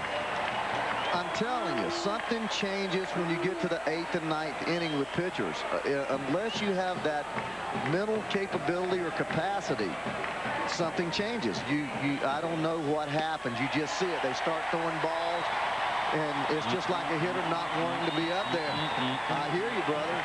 I'm telling you. I've seen it time and time again. You have guys, I'm certainly not going to mention any names, but I had guys on my staff that you put them in the ball game 5th, 6th inning, they punch out 4. You put them in there in the 8th inning, it's ball 1, ball 2, ball 3, ball 4. Ayala's one of those who has struggled. Bobby Ayala, he's up in the bullpen again. You got a lead. It's the 8th inning. He gives up a leadoff walk. And not even close. I mean, none of those pitches were even close. Manny Ramirez walked and scored in the 6th inning. He's 0 for 2. And he takes the pitch on the inside corner for a strike. And you don't want to be negative about it. I mean, anybody can walk someone. It's just happened over and over and over again. And, you know, it's lack of confidence and not feeling good in that situation. But you've got to have success to build confidence. It doesn't come the other way around. Spoljaric pitch, foul tipped. The Elias Sports Bureau did a study that went back 90 years. When you give up a leadoff walk in an inning, the chances of scoring a run in that inning increase 70%. That's unbelievable. On a leadoff walk. I mean, it's one of the worst things a pitcher can do. It, more than anything else, even more than a hit, creates runs in an inning. Paul Assenmacher out of there will sit and watch. Could lose this ball game if Cleveland does not come back. 5-3, bottom of the 8th. Manny Ramirez batting at 286. That one through the middle. Great stop made. Cora one relay. Oh, what a double play. Joey Cora to Rodriguez. They turn 2. An atonement for the earlier error by Joey Cora. 2 down and nobody on. And plays like this right here, ladies and gentlemen, is what turns seasons around for you. This is a rocket. That ball is hit hard. He makes a tremendous play. Then gets up, gives a sweet feed. Now all the business is done. But that right there turns seasons around, because that would be 2nd, 1st, and 3rd. I mean, that's right up the middle. This is a tremendous play by Joey Cora. I'm telling you. Ground ball toward short. Rodriguez over. Baroa retired, and that leadoff walk eliminated on a great play by Joey Cora, protecting the Mariners' lead. Joe Carter and the Orioles load the bases. 3-2, 2 outs. Rafael Palmeiro in a one-run game. Matt Karchner gets a bullet up the box. What a play by Carver to get to the bag ahead of Eric Davis. White Sox snapped their 3-game losing streak. The Orioles, who share the best record in baseball with the Indians, lose their first one-run game of the season. Padres and Giants coming up right after we conclude in Cleveland. Kevin Brown against Danny Darwin as the Giants have just taken the field. But I think we have a lot more to go at the Jake. Yeah, well, what? That's the question, right? Jackson's first pitch. Robert Perez grounds it to short. Vizquel. Ooh, pretty close play over there. Ball not hit that hard, and one down here in the top of the 9th inning. Gary Thorne, Ray Knight, great to have you with us here. 5-3 game. Mariners on top, getting the lead in the 8th inning. Cleveland's going to get another shot in the 9th. Jackson trying to hold down Seattle. It's trying to get out of their 7-game losing streak here in Cleveland tonight. Joey Cora, that great defensive play. Really making a point there between innings. Popped up. Shortstop probably. Vizquel. Yep. In foul territory, 2 down. He takes everything, Vizquel, but yeah, we did. And the point we were talking about was how Spoljaric did not do the job. He walks the first hitter, then 0-2. Bullet hit right back at him. The defense picks him up, and that is things that make pitchers believe that good things are going to start happening. He didn't do his job. The defense picked him up, and those things create positive reinforcement in a pitcher, and as a result, good things can happen. With the bullpens, we'll put that back up for you again here as Rodriguez fouls it off. The bullpens tonight. The Mariners, a couple of runs, 4 hits and 5 2/3, and the Indians 5 runs on 4 hits and 3 1/3. So it's been the Mariners' pen. Those aren't great numbers for either of them, but remember, Randy Johnson got thrown out of this game in the 3rd inning for Seattle, so they've had to go with their pen here tonight, controlling the game. Colon left after getting hit on a ball back through the middle off Joey Cora's bat, took him out with a bruised right thumb. Bob Wells came on for Randy Johnson. He had to leave, pulled the groin muscle. Ground ball toward short by Alex Rodriguez. Vizquel makes the quick throw and a quick inning. So Michael Jackson on 4 pitches retires the side. Question now, can the Seattle bullpen come away with their first win and save of the year? The Seattle bullpen is quiet. That's unbelievable. You have 5 of the next 6 hitters are right-handed, and he has, as he makes a defensive replacement, Amaral, I guess, going to go play left field for Glenn Allen Hill. But the point is, he has nobody up in the bullpen. You've got Giles hitting. You've got the next 5 hitters after that are right-handed. 6 hitters, 7 hitters are all right-handed. Maybe he's getting time for his bullpen to get up. He had to come out and tell the home plate umpire what he's doing here with that late change. Rich Amaral, who came on as a pinch runner, stays in the game in left field. Glenn Allen Hill, who'd already gone out there, comes in.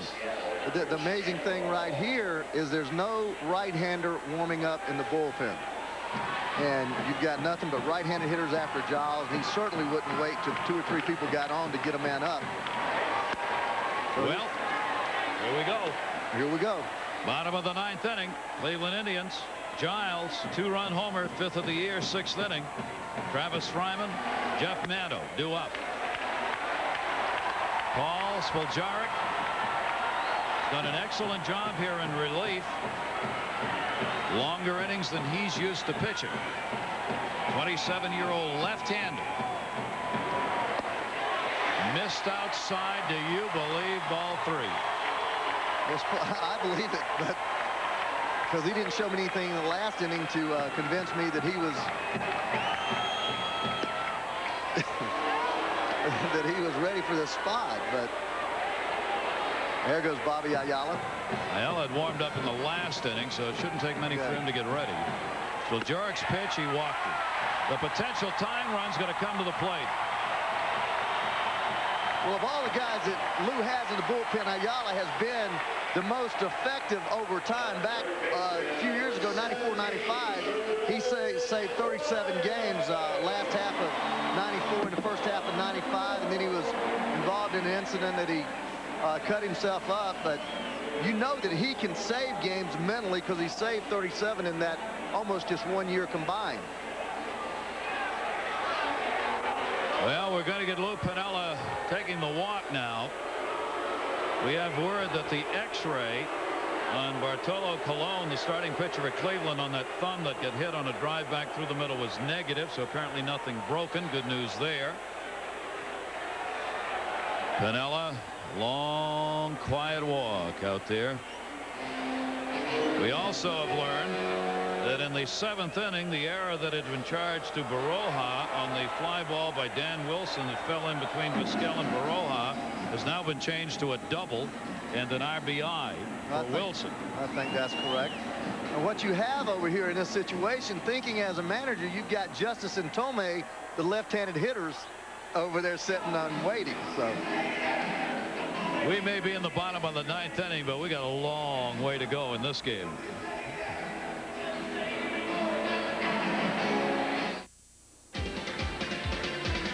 Update from San Francisco. The Padres still batting in the top half of the first. Brent Maine has just thrown out Steve Finley at second base, but Kilvio Veras is at third. He led off the game with a base hit.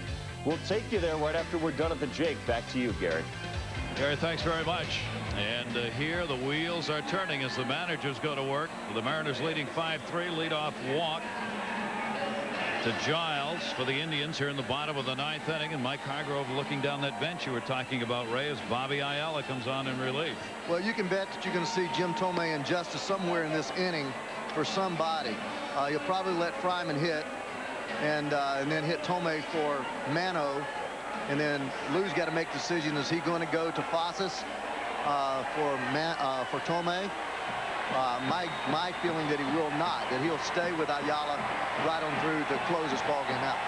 Ryan Giles, a base runner for the Indians at first with nobody out, bottom of the 9th. They're trailing by 2. Fryman delivered a triple his last time up. He has walked and flied out to center field. Bobby Ayala's fastball misses. He has struggled mightily against this pitcher. Fryman is 1 for 15 against Bobby Ayala. Ayala, 28-year-old right-hander. Good fastball. Slider. That one hit in the air. Left center. Playable. Griffey. 1 out. Giles back to first. Bobby will come right at you. We had him in Cincinnati. Davey Johnson managed and had him and traded him to Seattle. There's Tony Fossas out there. La Russa used him last year with the Cardinals for 1 guy. And I think Piniella's smiling. He's going to stay with Ayala. Ayala knows how to close ball games. He has a tendency to be real streaky, but in Cincinnati, he was wild at times, but when he threw strikes, he was very, very effective. And Piniella's doing exactly what I thought he was going to do. Ayala's the guy that he's designated as his closer. Jim Tomei is the pinch hitter. Tomei not starting tonight because Randy Johnson did. Now comes on against Ayala. He's 2 for 4 against him in his career. Ayala gets the strike on the outside corner. Tomei hitting .278, a couple of home runs and 8 RBIs. Ayala has Segui working behind the runner at first. Tomei going for the tie game. 0-2. And this is really what you like about a closer, coming in there and just going right at guys and getting beat with your best stuff, not fooling around, going right at people. Remember, all these relief pitchers met with Lou Piniella one-on-one before this game today. 0-2. He's gone. Bobby Ayala strikes out Jim Tomei. 2 down in the bottom of the 9th inning. This is a split finger, and it's really a tough pitch to take, but it's a good pitch. You got to spoil that pitch and foul it off. Ayala, watch this split finger, nasty, good location, good wave movement, tough pitch to take. Another left-handed pinch hitter against Ayala.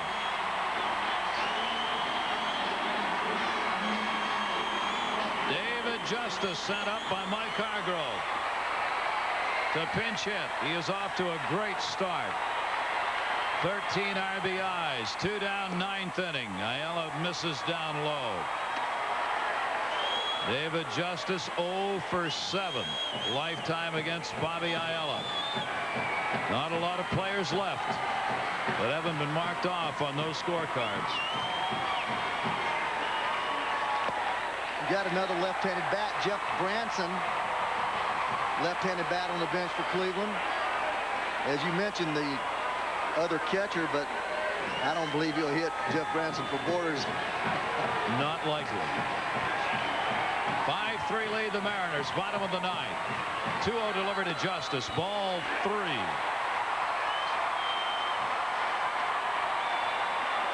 The Cleveland bullpen, a chance not only to win, but to save this game.